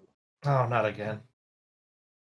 All right, this time, let's not cause them to have a heart attack. I slowly put away the pistol I was going to shoot. Please do not. We have landed. duty. Opening rear hatch. Reeb is pointing at Braine. You keep that thing sheathed or we're going to have trouble. I only take it out sometimes, I promise. Sometimes it's fine. All the time is not. Just Don't say Let this me do stuff the in talking this public. time. I begin to walk down the ramp. I will quickly try to put myself in front of Lorn to be the first ones to meet. we started racing. I think I'm like, No. But then I Lorn, let you swear, win. Please stop. We're just power walking. It's like, I'm gonna win. I get You're past you on the ramp, and then I all the let while, you these go. dignitaries are just thinking, man, these are really fitness-minded ambassadors. Yeah, and so you come out onto the landing platform, and immediately you hear this snap of attention as you see these soldiers that are all in like impressive environment suits, holding these intricate rifles, and they look almost like deep sea diving suits formed into armor. And they all come to attention. They're sort of alabaster and golden armor glistening in the sun, and behind them are these two figures that have veils over their faces, also in sort of this deep white, though they have black embellishments, and they stand farther to the back. And then at the front of this military host, there is this like gaggle of various dignitaries, all in similarly like white and yellow and black embellished attire. And one of them, she steps forwards to greet you, and I'm just going to show this art to you here. Whoa, bam! I got really and upset for a moment there, Stu, because you described the environment suits. And I'm like, did we forget that this was there? Were we supposed to wear an environment suit? No, the atmosphere here is quite breathable and such. But as this figure approaches, you see that all of the sort of noble dignitaries have these immense sacks on their back, and these sacks just like have the consistency of like very light plastic, and inside you see like dark crimson liquid with bubbles slightly sloshing around, and you can see tendrils from these this immense, like, I guess you could say, bloody backpack that snake into the skin of this woman at regular points on her body as she approaches and sort of waves her hands out in greetings. Thanks, Alpha. I elbow Zedek. You're on. Oh, yes. Well, hello, allow me to make my acquaintance. We are representing the Officio Ambassadorium. I am Captain Zedek of the Debt Collector. It's a pleasure and an honor to meet you, Lady. Why, hello there. My name is Abathia Rubania, and I'm so gracious to receive those of you from the Slimporium of the Big Slimping. I did. Oh no, space rednecks. An honor to meet you, Lady Rubania. It has been some time since we have seen some come from the service of the Great Big Slimping to our world. Great big slimping. The Big Slimping. Okay. Yes, it has been a number of millenniums since an Imperial has set foot here from the wider Imperium. And we... Yes, the Slimporium has sent its ambassadors, and I see even with you, you have one from the rowboat Makinis. The what? The rowboat Mankinis, and she takes her arms and sort of pushes them in the direction of Braine. Hello, I am of the Adeptus Mechanicus of Forge World Lemuria, the greatest Forge World. Oh, I see that much has changed in the Slimporium. Yes, a lot has changed in the last 10,000 millennium. We can tell your world is bustling with culture, and we would be delighted to reacquaint you with the wider Imperial flavor. Oh, of course. We are so glad that you've come from the Slimporium of the Great Big Slimping. We have prepared a feast, we have. Can I, GM? Yes. I know I keep doing this. Can I Yes, please roll a Reeb. Medicae to see what the fuck is wrong with her back? I like to assume that Reeb's silence is just intense study of this. Yeah, absolutely. Give me a Medicae check. I'm distracting her with the parrot on my shoulder while I'm trying to look at the giant Absolutely. pump. Absolutely. Oh, terrific. And you. What'd So you what get? roll did you get? I got Oh. me a complication. Okay. Okay. What number it is? Remember to say your number and what you got and all Oh, that. yeah, But yeah, you got a pardon me. 5 and a complication.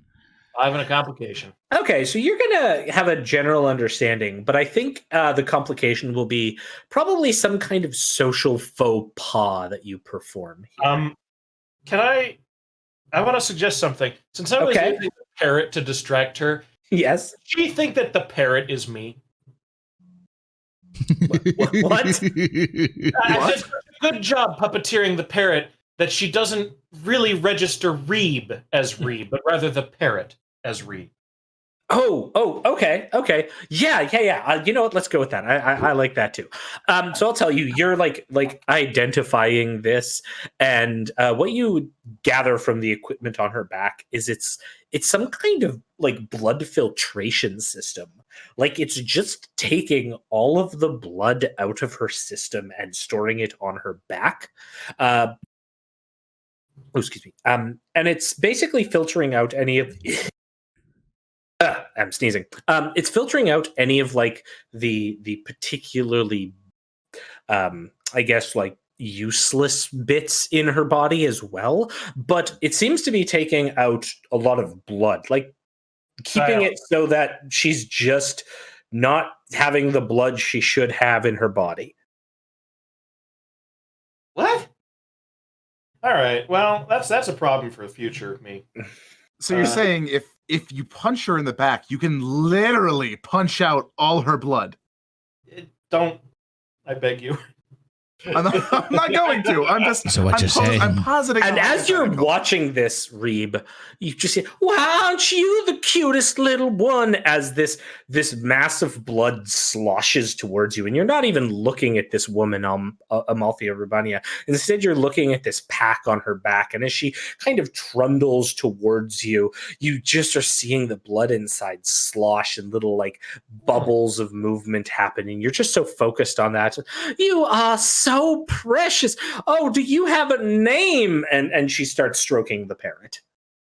Do I have to make like a roll to get what's happening, or is Reeb kind of aware of it? Because I have an idea, but You run with your idea. This is your complication.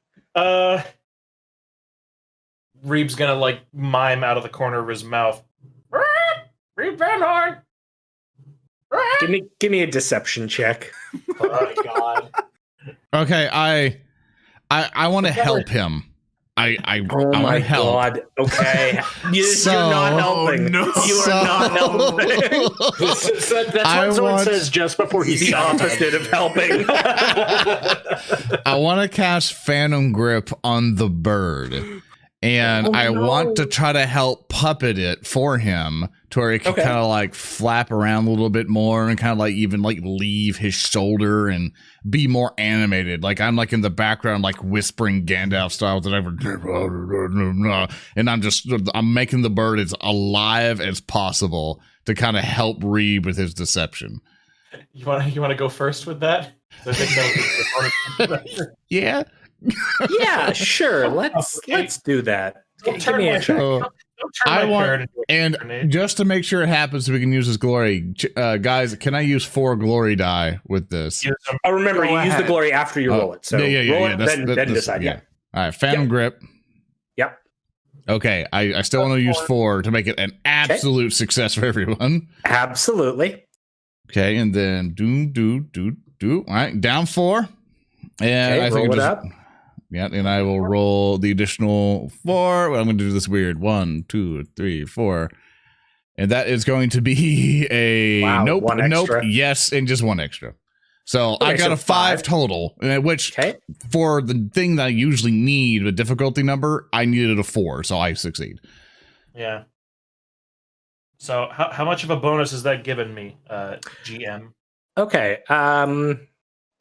So Real quick, I'm just gotta do one other thing here.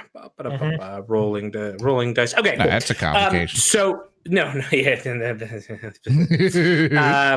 Luckily, this one doesn't complicate. But Lorn, as you're doing this, like you manage to pull it off and perform the psychic grip, but you also notice that there's something pushing against your mind as you're trying to do it. Like something is trying to prevent you from casting. But then you manage. But I feel a resistance. There is something, some kind of denial of service attack happening.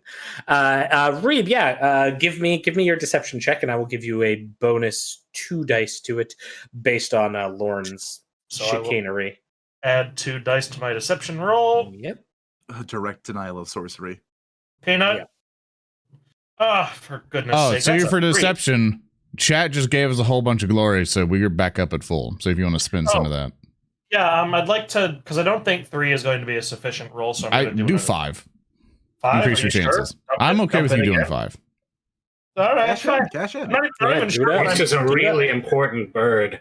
This is really important that I convince this woman that I am a parrot. Well, yeah. This is of dire importance, in fact. Roll it. Do it up. You're gonna have to roll. Holy shit. That's 1, 2, 3, 4, 5. So a total of 8. All right. Yeah. Oh, this is such a majestic beast. Have they been making these in this emporium? Yes. I'm like mimicking the entire time, perfectly in sync with the talking beak. Look at you, little one. You talk like a regular Jurgman does.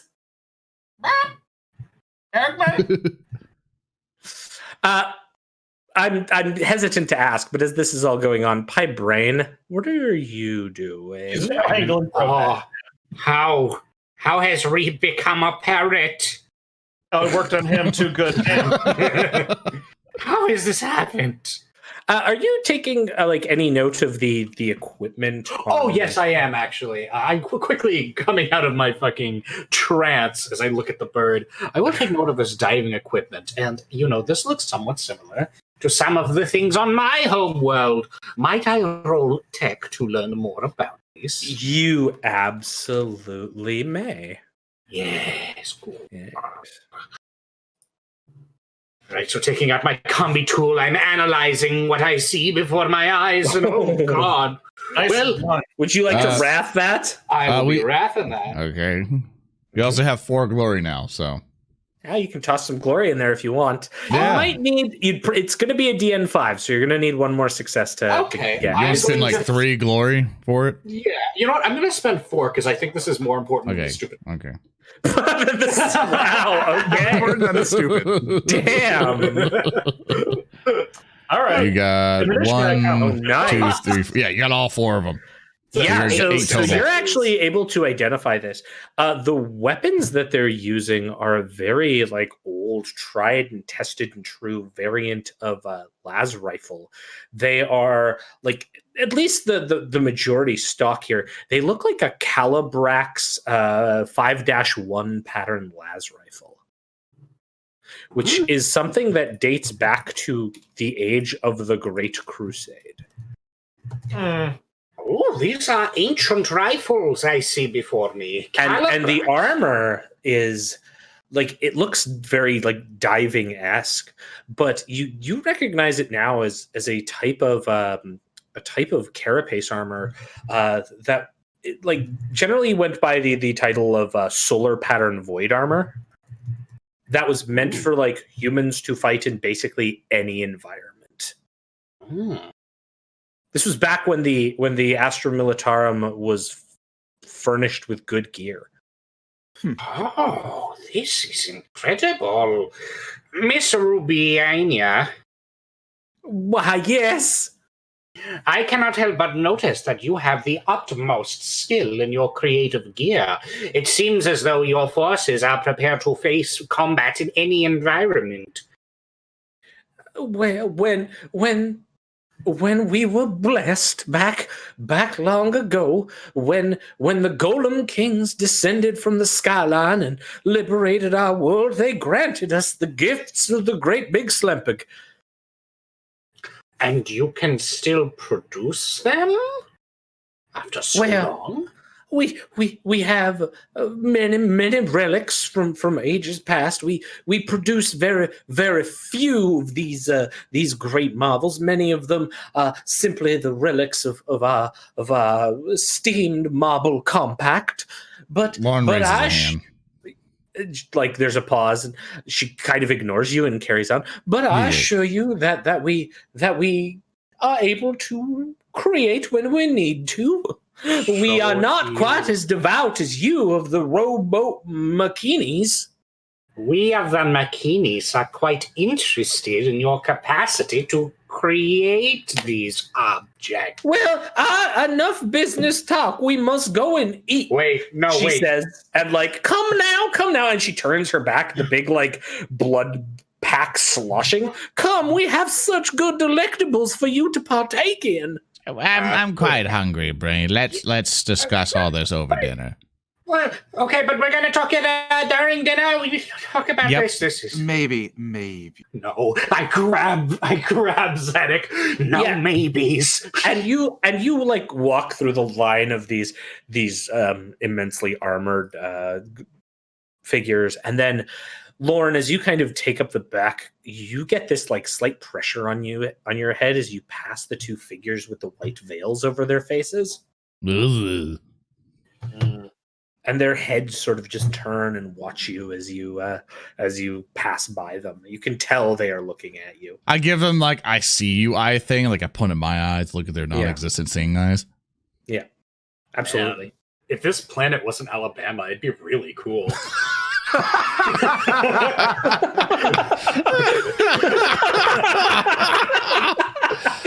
Damn. Oh, Jesus. It's not Alabama, it's Alabaster. All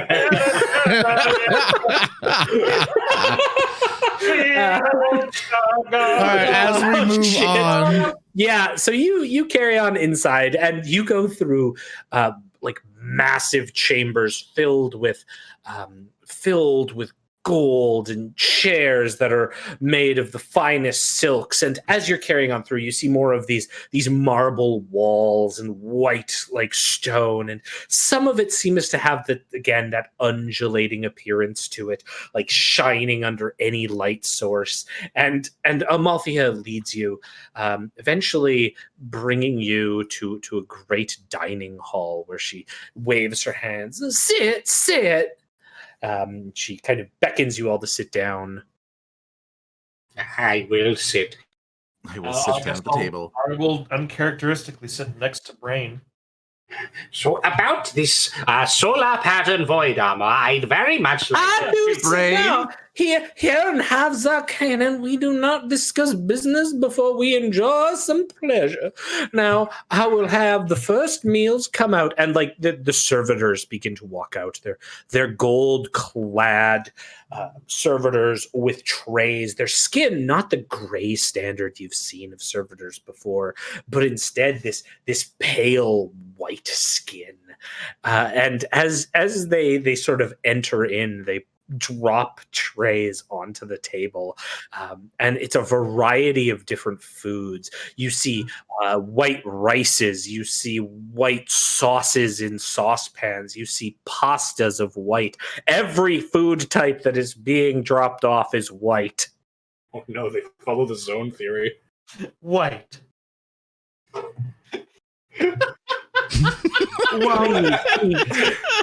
Please eat. Yeah. While all the food certainly looks delectable, is there a reason it's so monochrome? Well, whatever do you mean? Well, as someone who has lived the breadth of their life in the wider Imperium, typically we're used to food that is, well, multivariate in color, but we are surprised, but only pleasantly so, that the food is so white. We pay homage to the Golem Kings from beyond the skyline who came to our world when they of the Blood Wolves descended on this world and brought us the word of the great big Slempig. I just lean Okay, I over. lost. I'll lean over Reeb going, I don't know what the fuck's going on. Yeah, this anymore." is some great rice, Pi says, putting it in a spoon and pretending to eat it. You just hear kink, Clink, yeah. kink. It's like it's the same spoonful. He just takes it out, puts it back in, takes it out, puts it back in. Hey, GM. Waits for her to look away, throws it on the ground. Yeah, yes. GM answering. Can I roll a Medicae to see why the pasta is so fucking white? Yeah, absolutely. Well, I mean, can I do it on something that's actually supposed to be like meat that's white instead of the pasta? I did that mainly as a joke. It Yeah, does- you can just analyze the food here. Absolutely. do it very easily. Distract. Oh, you got a glory on that one. You even get a glory point from this because as you start analyzing, you realize that this is just excessively well cultivated food. Like they intentionally grow all of this stuff. They only eat white foodstuffs here. Oh, that's bad. Oh, Lauren goes, what the hell? And I immediately take a spoonful of some meat and eat it. Oh yeah. Can I quickly grab Lorn's hand and just whisper to him, Lorn, GMOs. I look him dead in the face and still angrily to him out. There's a slightly rotund man who's by Amalthea's side who has again one of these similar blood packs on his back, and he takes a look up as you're sort of investigating the food, Reeb. Well then, sir, you liking the food on this here planet? Parrot time. Yes. I'm still helping out, moving the bird. The bird's counting. I assume it's hopping on the table. And I'm just still like, as I'm eating with one hand, the other hand is kind of like doing psychic bullshit and just like, and just moving the parrot around. Reeb's I don't know just what's- probing the food. I'm just impressed at all of you folk. You look like you're strong servants of the Slimporium. It's been so long since we had some servants of the Slimporium come here. I even noticed that 2 of your number are equipped with Svorags of Cut. What? Bird looks up Well- expectantly. Well, that one points to Pie Brain, the rowboat machinis, and that one with the hair points to Captain Zedek. Both of them, I see at their hips when they walked in here, they got the Svorags of Cut. Sporags of cut. I take out the power sword. You Ah! God damn it. Yeah, that's the one. Yes, the Sporags of cut. On my world, we call them power swords. Ah, that looks like much has changed in the past years since the Slimporium blessed us with the Golden Kings. Put it back in. Now, yes, and your planet, it is much more purple than we expected. It is beautiful, by the way. Lots of great big craters. Very good. And Amalthea kind of why, yes, you see, what we have done is we've taken all the resources from the planet and put them in the hands of the people, namely us. Valuable goal. You seem like very nice people. I'm gonna. Why, thank you. We try to provide the best hospitality we can. Yes, and might I say that the accoutrements are exquisite, mon capitaine. And I'm like looking at Zedek's like etiquette book that I brought with me. Oh, Just, like, reading off And it's of it. clearly called Etiquette by Captain Zedek. no, And it's that's called, in- no, in it's the- called Zedekit. I will spend I will spend that. Mark me down. It is You Zedekit. want to spin a wrath to do that? Yes, Yes, I would. I would please, make a narrative please. declaration. Mark me down. Okay, I make a narrative declaration with my wrath point to make it Zedek. Okay, It's my wrath die. it's Zedekit, and it's clearly just you on the front in your heroic pose with your hands on your hips. Wait, no, Written by me. Better. I got It's one all- better. Okay, Reeb. Like, the salad fork in his hand, and then like the soup spoon in the other. Yes. it's the standard picture we have of him with the arc pistol and the power sword. Just replace the two. Excellent. Get on that Photoshop. Okay. So yeah, you start like pulling it out and reading. I'm hoping that our food meets up to your standards. We are very unsure of how things are going in the Great Slimperum. Oh, everything is great. It's so good. And Are us Yurgman still the dominant species in the universe? yes, except for all of the other ones, but we are bigger. Well, that's good. That's what the great big Slimpig promised us. Yes, the Omnissiah and the Slimpig are in agreement. I elbow Captain Zedek and I lean over. Right? Should we begin the negotiations at this point? Yeah, at this point, most of you are finishing up your food. Fucking white pasta. I put my hand on Zedek's shoulder and I start to crunch. Zedek, you must listen to me. These people... Too tight. Oh, sorry. And I put it right back on and I start crunching again. These people... Was that not... These people are sitting on a secret that could aid the quest for knowledge. The Omnissiah, who has chosen you as one of his 2 champions on the ship, requires that knowledge. We must do everything we can to make sure their secrets are not lost.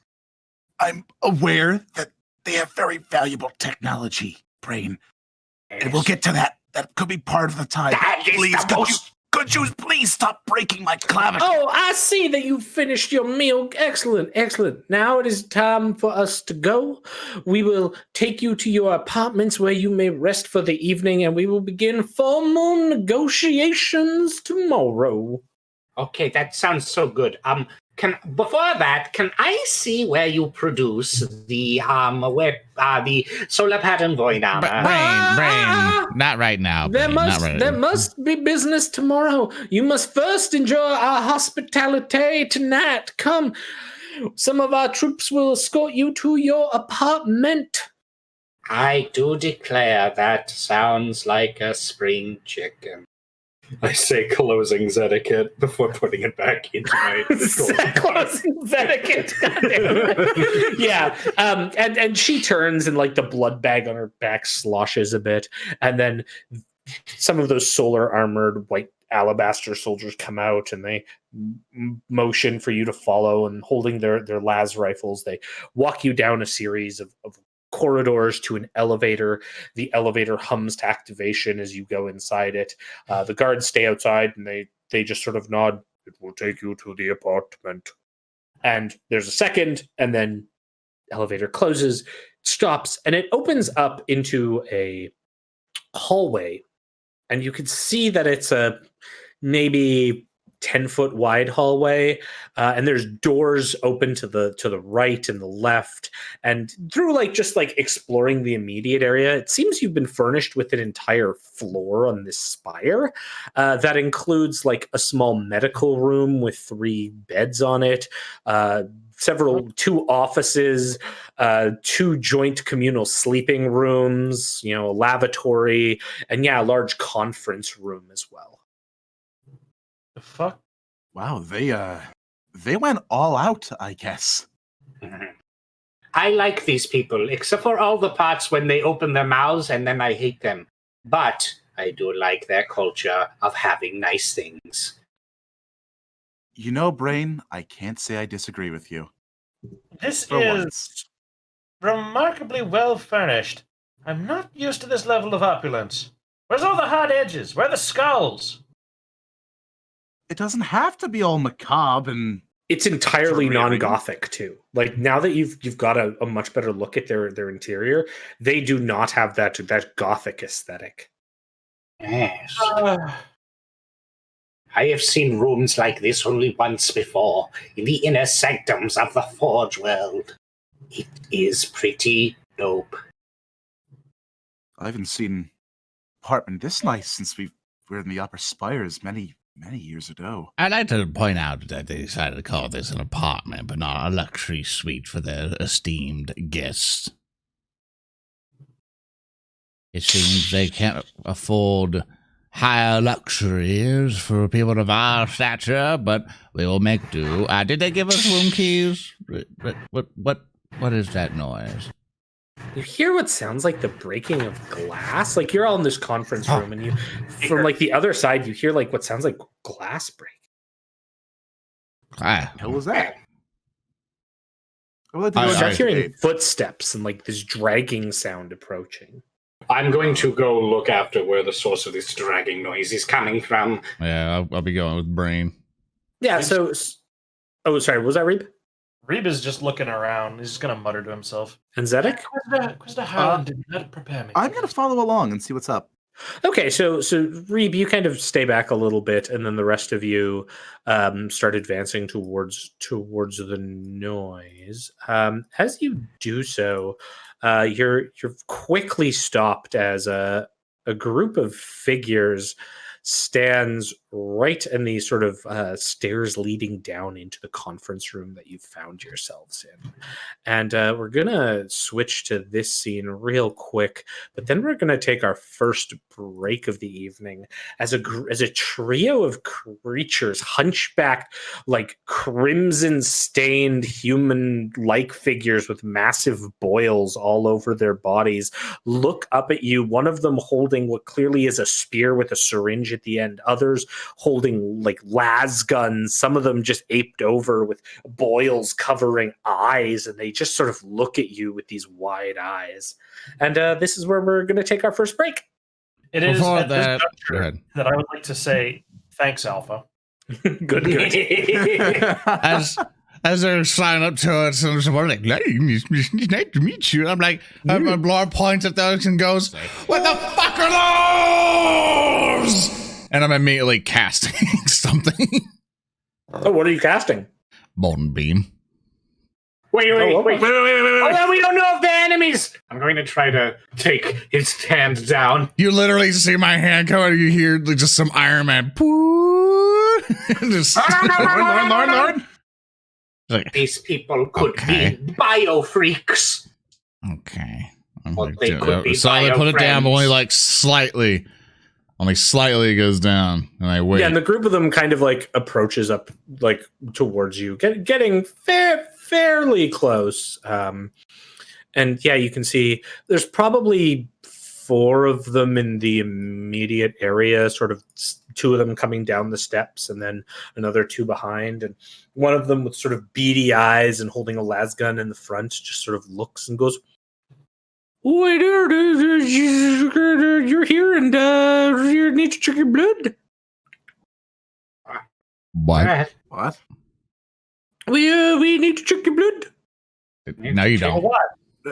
No. We need to check your blood. Tim's gonna do it." And he points back to the guy holding the syringe stick that sort of thumps it on the ground. "That's the syringe of retrieval, and we're just gonna give you a little poke with it to make sure your blood's good, and then we'll be on our way." Does anyone else have like a gun? Any of them? Oh yeah, like 2 of them have las guns in the front. It's like, What No. pattern was that? More standard variety, like a mass-produced pattern. Older, like still a like older type, but clearly like a mass-produced. And hey, GM, Mm-hmm. can you guess what I'm going to ask? Can you Medicae them? Can I do a Medicae to see what the fuck their problem is? Absolutely, you can give me a Medicae. kind of too. Medicaid? What the fuck? I want to Medicae Alpha's brain. Okay, yeah, And 7. we're now Glory. maxed on glory with that roll. Yeah. Glory seems to be a common role for me today with Medicae. All right, so yeah, you can definitely this GM's such a tyrant. I see how it is. Okay, so you were able to tell that these are baseline humans, but they have received modifications or intentionally basically updated themselves with like to keep as much blood in their body as possible. Like they are literally walking like blood sacks to an extreme. Like these boils on them are meant to contain as much blood in them as possible. Is there a point to that? Can I discern a point, or are we just going with because That's you can't discern any social reasons without asking them, but that's what they're medically doing. Can I, these guys don't look like doctors. I don't feel like I'm going to have any sway, and I don't think my Inquisitorial emblem means absolutely. You're taking your time there, but we gotta poke you with the Tim's got the stick there, and he wants to poke you. Can I ask why? Well, what do you mean, why?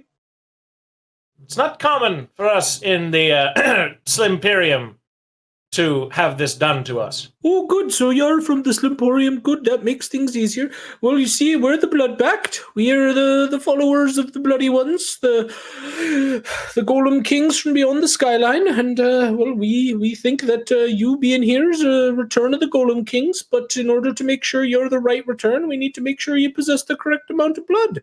So just to make that work, Tim's going to give you a little poke. We're going to make sure that the blood is good, and then we'll be on our way. One thing before we submit to a blood poke, and because we definitely will. I guess all deception on that.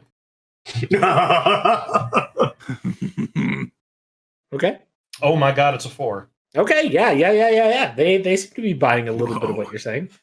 We definitely will submit to this, but just for curiosity's sake, not saying we will, of course, but suppose that we do not meet the check. What is your then next course of action? Just so we can be clear on things. Well, we got to make sure that you make the check. Otherwise, we're just going to have to take all your blood for ourselves, because that's what we do. Got to make sure that that we can get as much blood as possible, so the Golem Kings will be happy with us. There's a lot that we try to take, but the heretics of foul suckage, they try to keep us down. I lean over to Reeb, going, "Cannon's ready." Keep it ready. I don't like this. So, I'll tell you what. Okay. Excuse me a moment. I'm looking through my equipment. Oh, so I know this. I know I have absolutely no idea what this will do. Okay. At least in terms of these guys. But I would like to have Reeb go forward. But if I may I stealthily brandish a syringe of stim, just hidden in my cufflink somewhere. Give me a stealth check for that, sure. Oh, good. Now, there's only a meter separating Lorn and Braine from these things. Like, they appeared right at the doorway. So. Oh my goodness, for glory! There's another glory. We're capped out, but Yeah, so you so many glories. Good gravy. Yeah, so you're like right in front of this guy with your syringe. But is it hidden? Oh yeah. They don't seem to. They seem more interested in you. Like, oh, good, you're coming up here now. We can have Tim give you the poke, and we'll check. Can I give Tim the jab of the stim syringe, please? Tim is further back. He's holding it, and there's like 2 of them in front of you in the doorway. So here, I'll give you a view of the tactical situation. Oh, Christ! Right here. Right. Good. So I would like to give. Who's the one talking to us? Is the one talking to us wasn't Tim? This one right here. No, the one directly ahead. Yeah. So again, just because I have no idea what this is going to do, but there's so much blood in them that it's going to do something. I'm going to give him the stim jab. Oh, okay. So you're going to like surprise him and. Well, if I can sneakily jab him, I'd like to do that. I want to sneakily syringe him. Okay, give me a weapon skill test. All right. Gentlemen, can I take 2 of our dice? Absolutely. Go ahead. got a cannon. Yep, here we go. So here's the weapon skill test normally. I mean, that's still pretty damn good. So and then 2 more? Well. Yeah. 1. Nothing else. But still more than enough to hit. So, yeah, you smash into this thing. What are you... So you're just, like, loading him up with stims? My intention is... Well, I'm going to reveal my plot now. Reeb was doing this because he wanted to see what would happen. But I'm assuming that because stim is, like, a really, like... It's a very hyperactive kind of drug. Like, it makes you very active. Mm-hmm. I'm really not sure what effect this will have on a giant man filled with blood. Let's find out. let's have him make a toughness test. Oh, Ooh, it's a 1. Oh. What happens Oh. now? Well then, yeah, it's all right. I think it's a good day to. Don't you know? Tim, you gotta poke this one. You think he's got good blood in him? Oh yeah, you should go poke him. Move out of the way there. Tim, you go up. Hold on a second. And Tim looks at you with these wide eyes, holding the syringe. Now with this done, is he actually tweaking like crazy? Yeah. Oh yeah. I'm gonna do one last deception if that's allowed. Okay, sure. What do you mean, take our blood? You already did it, my friend. Oh God. Okay. You're going a bit too fast, my friend. We've already had our blood checked. Okay. Give me a check. It's a 4. What do I need to meet? Do you want to spend more? I would say that this is a bit more difficult. This would require a 5. can I assist him? We got 4 glory left. You can spend 3. Let's save 1 just in case. I will pull. I'm gonna be careful and pull 2. Okay. Roll 2d6. No. Not enough. Can I wrath that? I will allow you to click the reroll. Sure, it doesn't reroll the glory, but I'll be beneficent and let you reroll the 1 fail. Oh, it's a 6. So, So total 6. Oh, I guess we did, didn't we? Tim, did we? I don't think we did. What about this one? And he kind of points the syringe towards Braine. Needs to see this one's blood. He's got red cloak. It means he has better blood. You are an idiot. I will tell you this. 2 things, and then if you touch me, there will be bad things that happen. Okay, number 1. Are you working with what was her name? Aruba. What was the lady's name? Rupert. Ruber. Lorn just moved back. Or no, not Lorna. Lorna. It's yes, Lorna. That was her name. Oh God, what the hell was that creature? Rubania. Are you involved with Lady Rubania or opposed to Lady Rubania? Oh, you're talking about here ticks a foul suckage. We don't deal with them. They're our enemies. Oh, yeah, your enemies. Why? Well, because they take the holy blood out of them because they believe in the other substance. What is the other substance? Well, yeah, the other substance. The white. The white? Well, they take the blood out of them so that they got more of the white in them. It's anemia. They worship anemia. Yeah. So why are you opposed? Why can't you live in harmony? Well, because we believe in the old bloody ones, don't you know? What are some of the old bloody ones? Well, they were the big golem kings that came from the skyline, and they wore red, and they told us to appreciate the blood. I see. But you see, they worship the other side of them. The marble compact. They believe in the white. Mm.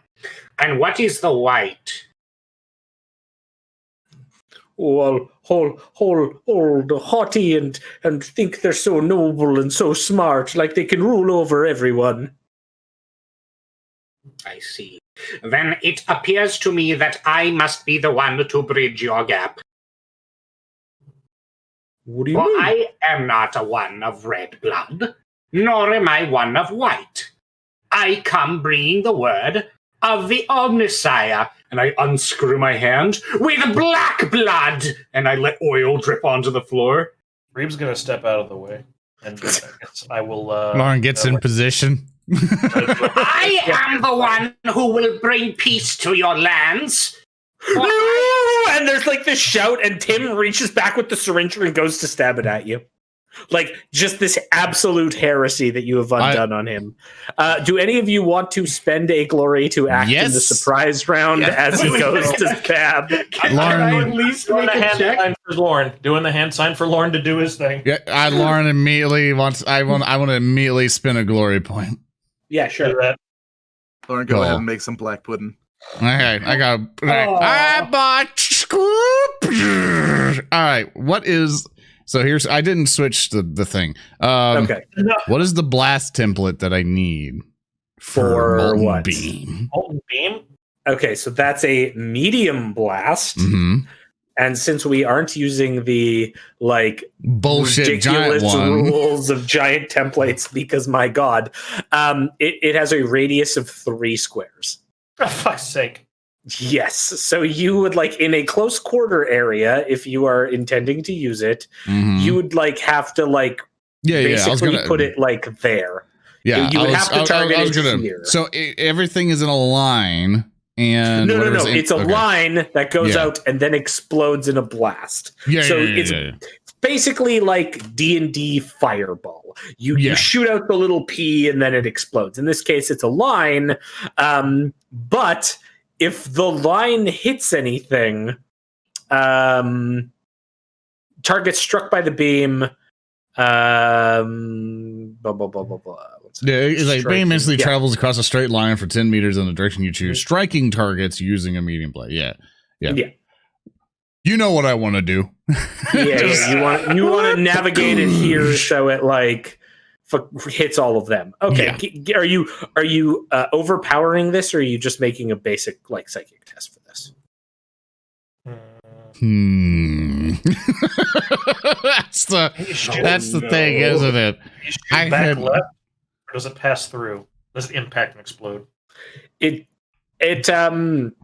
theoretically, I think it impacts and explode, travels along for 10 meters, striking targets using a medium blast. So I think it lands at the point and then blows up. So we're gonna go with that for now, and then we'll figure life out later. So exactly, and I will not be overpowering myself because just in case, and I'm pretty sure this thing will do enough damage to just annihilate things. So first off, I need to basically go against their defense, pretty much aren't. Yeah, which is I'm going to spend a wrath, which chat was able to give me one just to re-roll all of that stuff to give me a 6.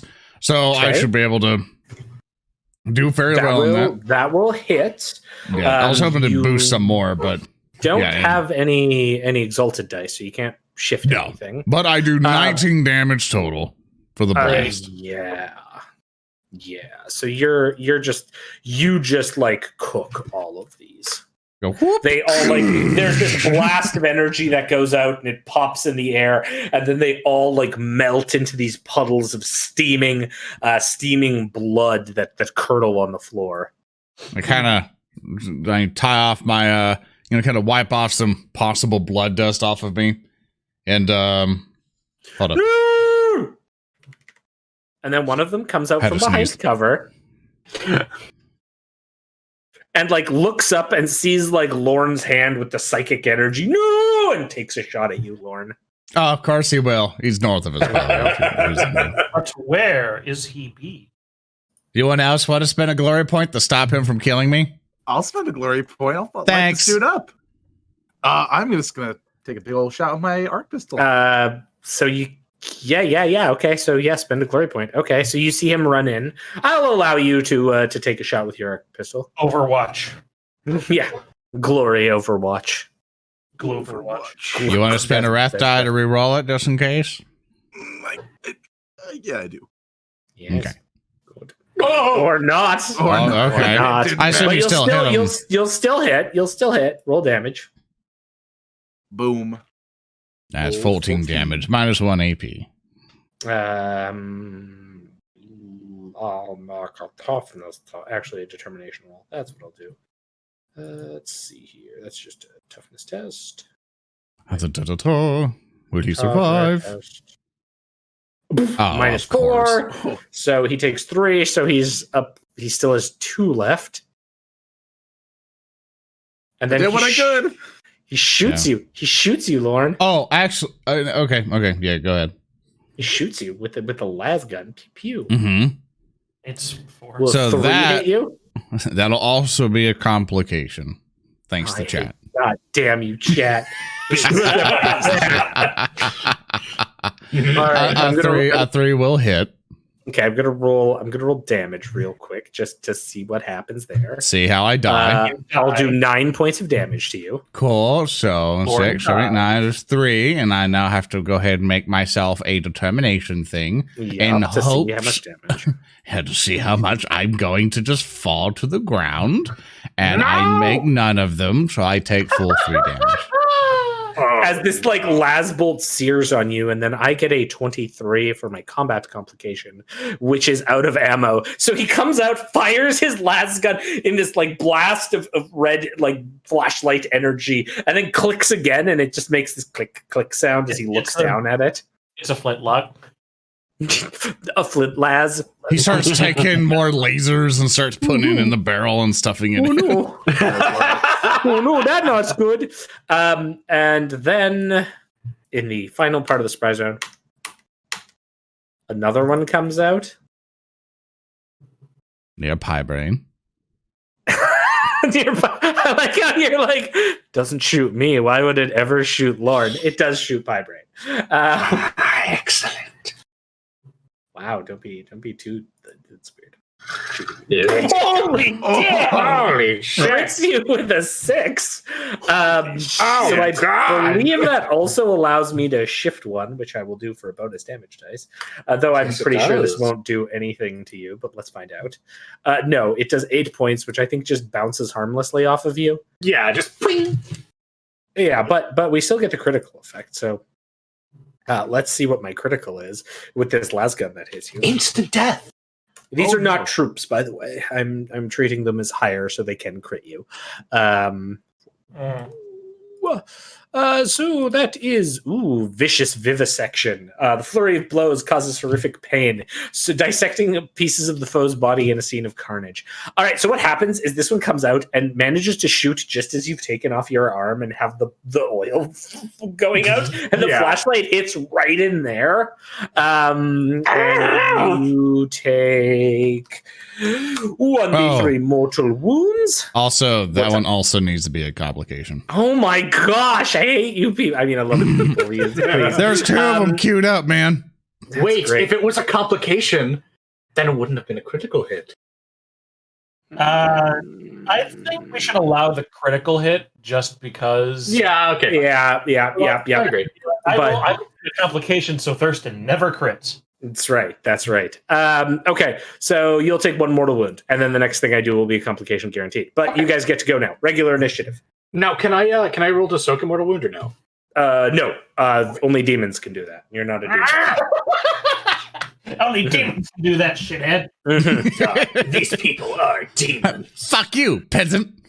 As he like stands over the charred remains of his friends, like the blood boiling in the air. He also, as he shoots at you, he just inhales the bloody vapors. Like, oh, that is good, eh? I will bring peace to you. Peace of the grave. Who would like to go first?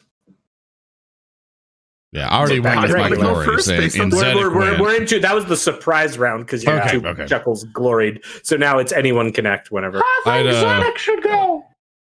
Like, I can begin the cast, but Reeb hasn't got to do a thing or Pirates. I vote for those 2 to go first.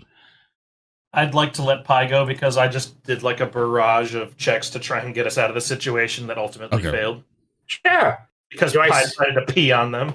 Do I see anybody here? So you're going to move up to there? Yeah. So as you do go through a threatened area, and it takes a stab at you with bayonet, which is going to do nothing. Just watch. Critical hit. Did whoop? No, it's 4, but it's going to complicate. So Yeah, it find does. out what. Doesn't His matter. offense is 4. And Yeah. Actually, will it's hit. 5 in combat. Oh, that's right. Yeah, in combat's 5. Yeah, 'cause yeah. You're friggin' weird. But Oh. 43. So that's no good. So in combat, a 43 is His weapon gets stuck, so his las gun, he goes to stab you and like embeds it in the side of the ground, like at the start of the steps. He's like, "Oh no, it's stuck in the ground." All right. Do I see any other ones of these creatures? Nope. All right then. Well then, time to get cooking.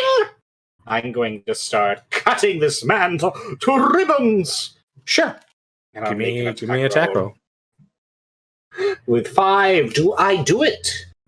A 5 is more than enough to do it, and you don't even have to roll. Well, actually, roll damage. You could terribly fail, I suppose. Yes, so I'm going to roll up with putting my foot down on the blade that came down, bringing my arm around to do 13 damage at AP -3 across this man's midsection.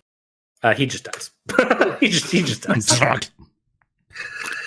Oh, also, mark me down a rune point. I forgot when I used determination on this one. Yes, yeah. Yeah. Okay, cool. So that's your go. I will go with the other one, who will spend a move action to reload, then shoots at Captain Zedek because Captain Zedek shot him. It was merely a morning shot. It just happened to hit him. 2 doesn't hit you, does it? Your defense is 2. Yes. But would you count him as being in cover from the table? No, because I didn't count the Bloodbacked as being in cover from the arc pistol. Well, that sucks for you, Zedek. Pew pew! And then I do 8 points of damage to you, which I think is like your resilience. So you take 1 shock. Cool. And that's him. I would like to return fire on him and fry him to death. Please roll your attack. With gusto. Oh my God. He's going to die. Would you like to shift 2 of those to more damage? Sure. I think he's going to die either way. Captain but why Zedek rolled a 7, and 2 of those dice were 6s, which means he can now bring those up to additional damage. or he will roll no bonus dice. But I mean, he didn't roll kill him. both of them. You'll kill him. Yeah, he got it. You hit him with the arc pistol to the chest, and he staggers back. The energy blast hit, like sizzling off and popping some of his bloody pustules. He falls down dead. Give the man a heart attack. Nice. I think the whole body appears to be now ready. Excellent job, everyone. Reeb, can I get a little help here? Yes, of course. Reeb is just kind of eyeing the body of the big bulbous red man as he strides over to Lorn to Medicae him. Sure. Watch this be the one that complicates. The one that complicates. Or you'll roll an 11. Wow. Yeah, Lorn, you're back to full. Like Nice. Once again, it's like old man cracking limbs, and yeah, you're golden. I guess I'll walk over to Braine and see if I can help him put his hand back on. I'm just kind of screwing it back, or try blow out like the little fires that started going up. I was so happy. I wanted to bring peace to this awful people and maybe get them to stop being so awful and fleshy and disgusting. But I suppose we'll just have to kill them all. Oh, Braine, peace is the greatest lie of all. You said it. Can I put that on a t-shirt? Okay. Yeah. Dead body. You can find that in chapter 12.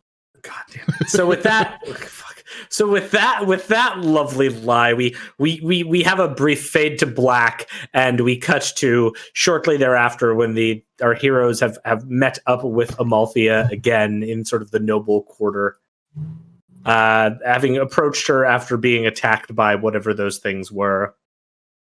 Mm-hmm. She is greeting you in a large open balcony that leans over the side of the alabaster hive spires. High stakes billiard negotiations, huh? Why, hello there. I've heard that there has been some trouble transpiring in your apartment. I do apologize. Yes, we were attacked by some pernicious pustules who wanted to take our blood. Oh! Do not incorrectly associate pus with those foul bloodbacks. What? Okay. She kind of like tuts and breathes. I apologize. Do the bloodbacks are a problem. They are a pest and a menace on this world with their incorrect beliefs. Wait. You have nothing but pus inside of you, and you've kept that in, and you've extracted your blood back onto your back. Obviously, we espouse to the great belief of the blood wolves who came here in the golem kings in their shining white armor. We attempt to be like them. I roll determination. Just like Lorn vomit somewhere. So, Well, you guys are at least lucky to know that because of my Medicae check that I rolled on the food, that it's not pus, it's just food that's been cultivated to look white. Very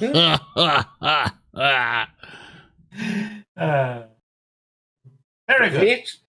This But I believe now is the time for negotiations, now that you have dispatched the foul bloodbacked. Yes. Yeah. So, touching back to the matter at hand, you are no doubt aware that you have fell behind on your ties to the Imperium for the last, 10,000 years? I do believe there is a matter of some owing to the Great Slimporium. That is correct. You are very astute. You are very knowledgeable. Lady I am the Ravenia. representative of the Great Marble Compact that lords over halves our canon and all halves on this world. Well, I can see why they chose you. Such a robust and charming, how do they say, burug, frog. Yes, it's a very high Gothic word. You familiar with the term? Well, I'm not familiar with many of your newfangled terms in your modern Slimporium, but I trust that the Slimpig has sent you here. Yes, he has. One must assume so. In fact, we are under direct orders from the Slempig to bring you back into the fold. And after seeing what your world has to offer, we must, of course, talk the manner of that said very same debt. Now, granted that it has been well over 10 millennia since you've contributed to the Imperial cause, certainly that recompense is astronomical by most means, but it is likewise on our part for not reaching out sooner, like the good neighbors across these myriad stars that we should have been.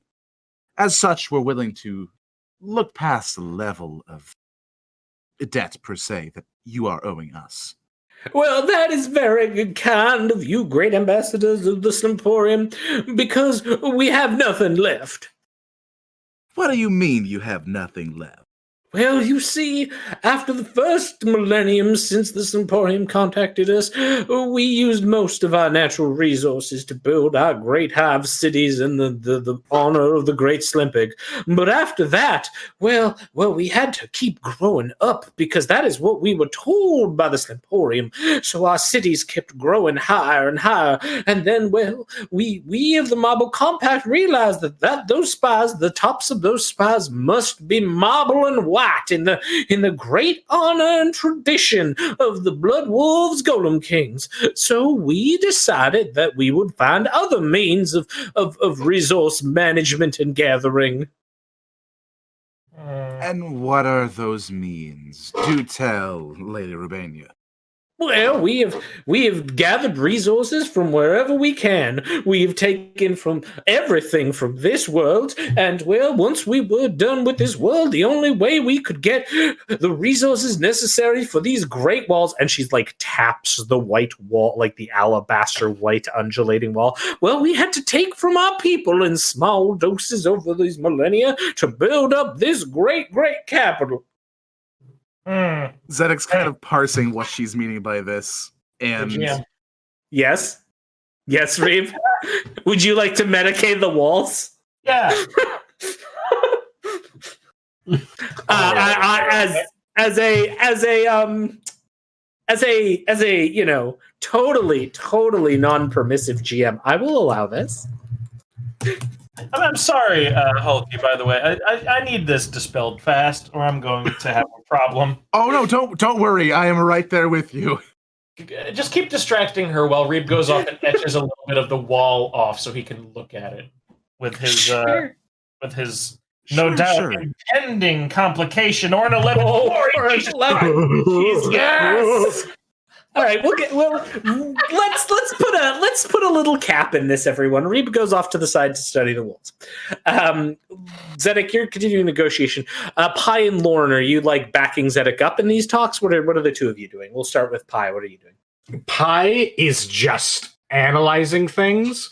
He is taking this all in, and he is thinking to himself of a strategy, but he is waiting for there to be a appropriate time for him to pull Zedek aside or to interject.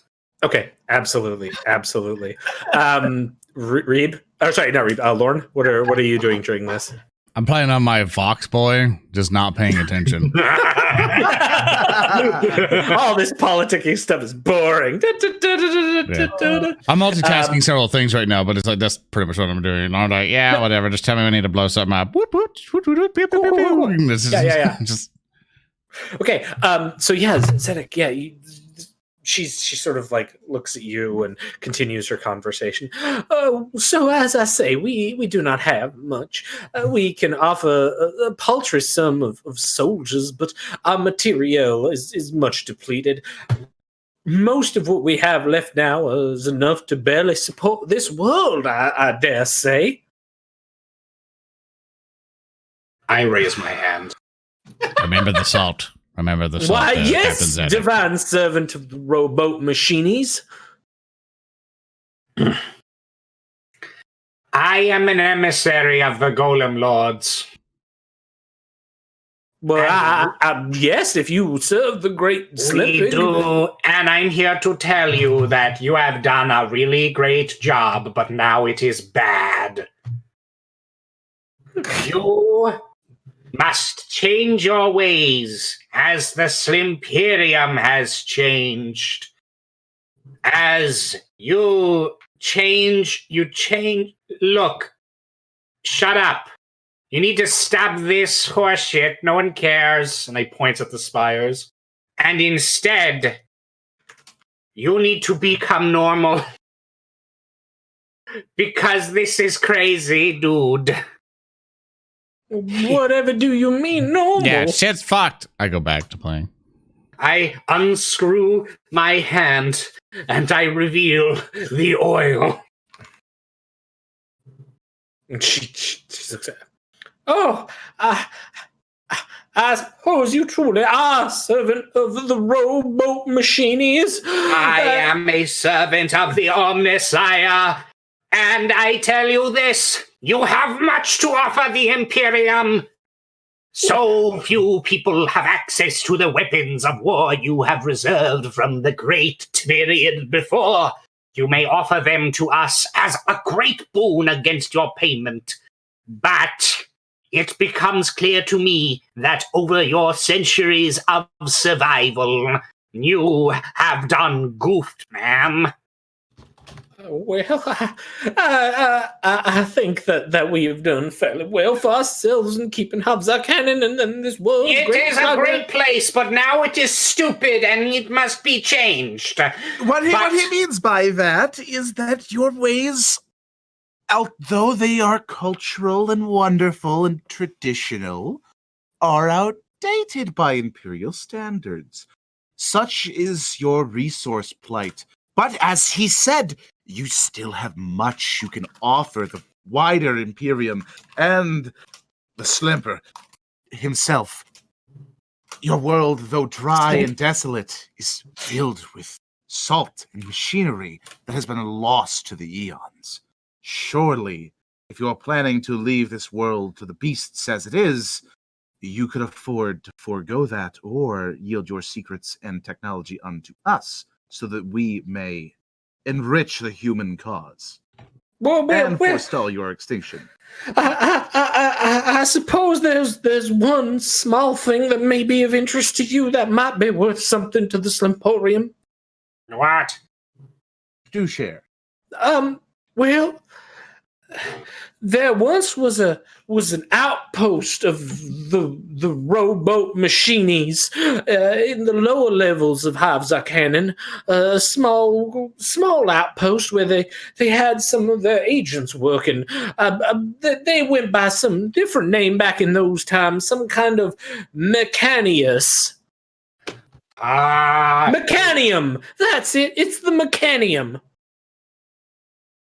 DM, do I need to roll Scholar to know anything about the Mechanium?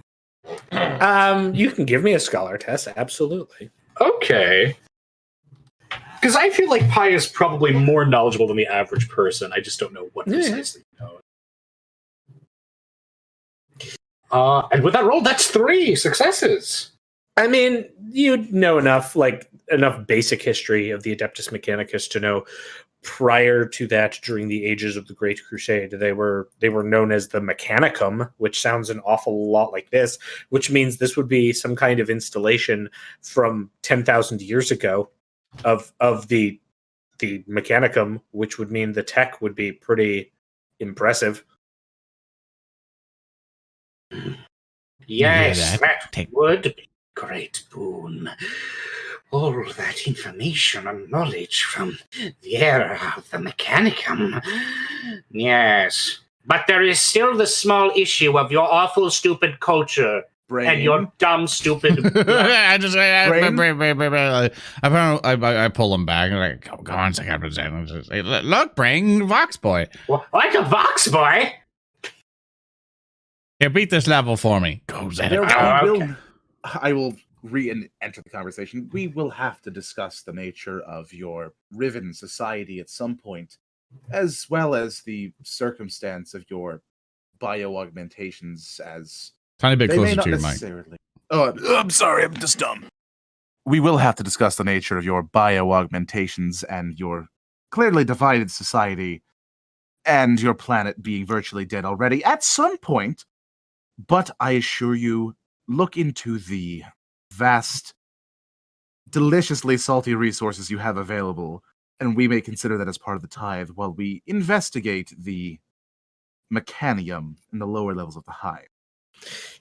Amalthea claps her hands together. Oh, well, that sounds absolutely charming. I will let you go off. I will provide you the coordinates into the lower hive of this installation, and you may go and you may investigate, and I will prepare quotas of salt tithes to satiate any needs. Wonderful. Also, could you look into the technology that you have, such as the effluent sacks on your backs, as well as the weaponry that your guards were using? I'm sure our Robonium companion would greatly appreciate that. I need to know how you're making that stuff. Oh, of course. I will leave this up to you. I will go speak with our biologians, and this is an excellent day. I'm glad we can come to an agreeable settlement. And she kind of claps and walks off, leaving you in this balcony to have some time alone to talk. Holy crap, guys. We're sitting on a motherload here. We need to fix this planet and make it grow sideways. Braine, I'm gonna level with you. I think this planet's basically kaput. I wouldn't be surprised once we get those resources if we could just bulldoze it and use the parts to rebuild another planet. You fool, Zedek! If we ruin the planet, then we will get 0 points. It'll be like we've never here. But if we can grant this bountiful mechanical technology and preserve at least a few minds that know how to produce it, we could create a powerhouse of industry, a new forge world, and restore more knowledge to my glorious quest for knowledge. Yes, these things must be done. Your glorious quest for knowledge? The glorious quest for knowledge of the Mechanicum. As a tech priest of the Mechanicum, it is my sworn duty to bring knowledge back to the light of the Omnissiah. Now then, I put a hand on Braine's shoulder, and I'm like, "You're not a tech priest yet." I am a tech priest. You're not a tech priest yet. You gotta stop this. Just Braine. I'm a tech priest. I grab his arms and I Gave me a shake him. promotion. You're not a tech priest yet. You gotta let it go. You have to let it go. I am, and I grab Lorn. I was given the rank of honorary tech priest by Forge World Lemuria. It is my duty to see to it that my duties are fulfilled. Are you lifting me up? Like, I grab you because I'm an old man. I can't do it, but then you grab me back and you lift me up. Yeah. Is it just like, is it like troll physics where you're lifting each other into the air? Yeah, we're going higher and higher. Each other up. Yes. Please come down. Okay, and I come down. But I may not be a full tech priest, but I am still an honorary explorator. And if I prove my worth to the Forge World, I could be so much more. In so doing, we will do it here. And we must write a new compact. Not one of this horrible pus of the horrible blood, but one of machine. The Compact of Black. Gentlemen, Yes. shall we make our way to the Arbus Lighter so we may go to the distant outpost that was mentioned?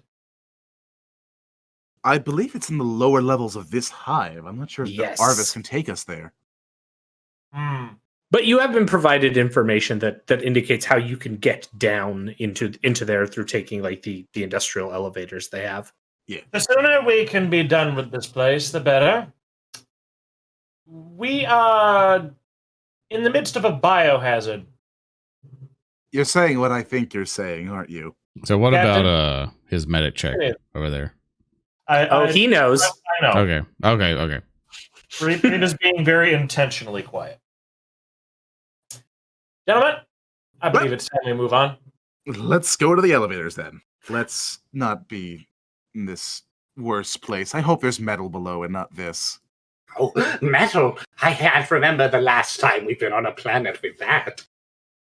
All right, so you make your way down into the Underhive. As you do so, the sights of industry are all around you. The oppressive din of metal and machine all over and around. Gantries and clacking grated floors that stand precipitously above impossible drops into utter blackness. The occasional sounds of forge implements, the humming of machines, all of this surrounds you as you exit the elevator and make your way to the coordinates presented by Amalthea Rubania. Any of you doing anything particularly special during this little walk? I got my combi tool out. I'm just putting shit in. I'm like, what is this? Oh, what is this? I'm gonna level with you, Thurston. Earndil's checked out. Okay. So what exactly are you looking to do? Like just with your combi tool? Oh, Braine. I'm trying to get analysis of all of these areas. I'm trying to understand what sort of power went into all of this. I'm trying to track kind of just anything of interest to my tiny little... Yeah, absolutely. So give me a tech check. Okay, absolutely.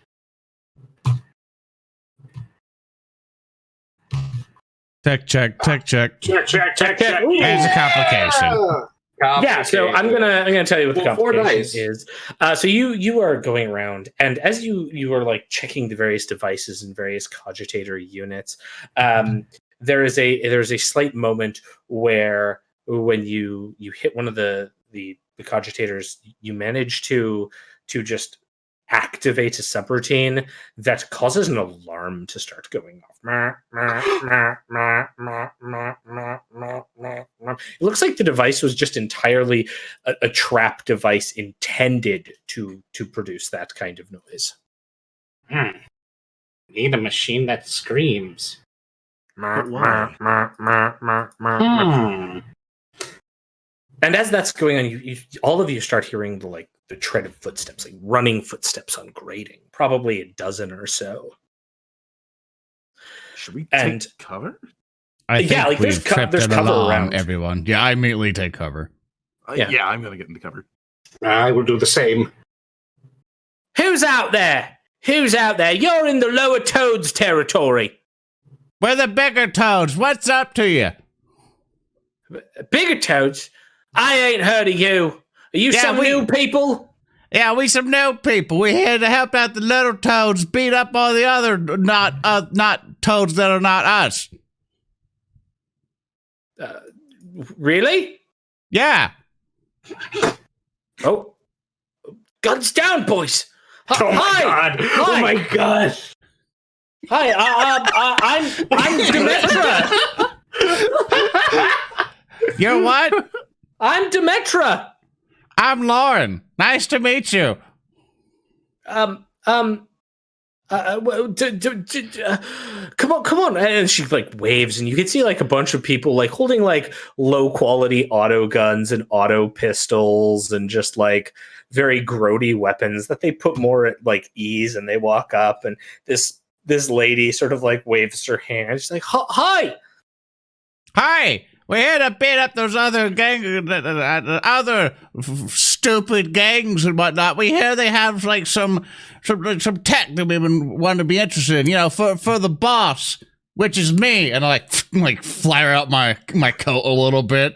Like, yeah, we actually want to get some of that cool tech to kind of help dominate this section. You in? You here for the rowboat room? Yeah. It's over there. She kind of points to this like immense sealed square chamber that has an immense cog mechanicus on it.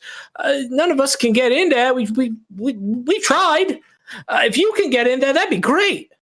Let's cover our backs, you see, because we got to do some work on that. If we can't get through, awesome. If we can't, we're gonna look around a way to figure that out. You got it? Okay, yeah, sure. All right, boys, come on, get in position. I give him a wink, and I go, all right, let's go, boys. Yeah. And you just, like, walk on past. Oh, my God. All right. Thanks, Lord. Lorn, you are a diplomat. Tribes for life. I keep going. Yeah, and you get to the door, which is sealed and has, like, a small cogitator unit beside it. This is the robot room. All right, tech priest. Get on it. Yes. Reeb, Yes? you are one of the more intelligent ones of my compeers. Might I ask for your assistance in this most delicate of matters? Reeb will approach the object that Pi is having difficulty with. Again, noting the comedic notion of the medic having a higher tech. Yes. I still intend to make the tech roll. I just want some assistance. That's fine. I will assist as best I can. Give me a tech check Braine first. Okay, sure thing. I can help if you want. No. With 5 successes. A 5 is actually just enough, and you realize that these are older codes, but you're able to access it with, you know, like you have stored codes for a whole bunch of different Mechanicus outposts, especially as a Scutari. You have a lot of codes that are built in, knowing you might end up in a situation where you find some old outpost or whatnot. And the security clearance on this is old, but it's not particularly like high security. So it just crackles open, and the door opens to reveal a room that's just lined with cogitators and cogitator screens. Cogitators, yes. I will go up to examine one of these cogitators. I want to find out what information is on it. And you don't have to make any more checks. As you go up and you start examining, you can see what this is. This is a data relay point. It stored a lot of data, particularly sending signals via the satellites in orbit of this planet to the moon. And on the moon of Scargeris Prime, you see notations for a full-scale Mechanicum outpost.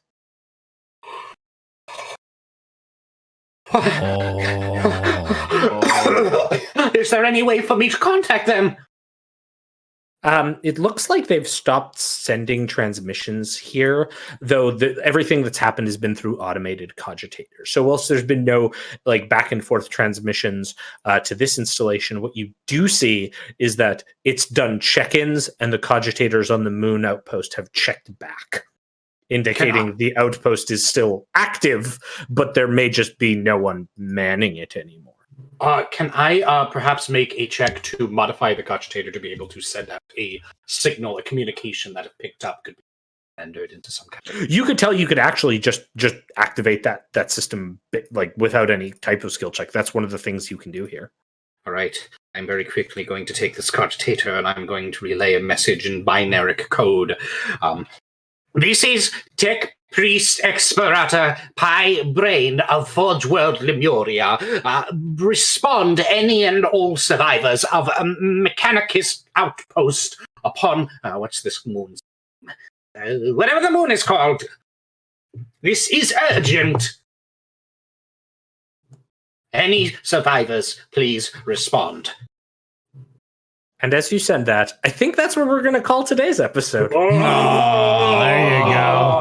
Yeah.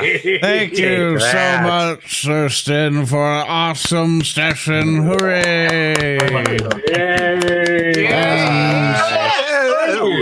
And I would like to say thank you to our Skitari, Mr. Pie Braine.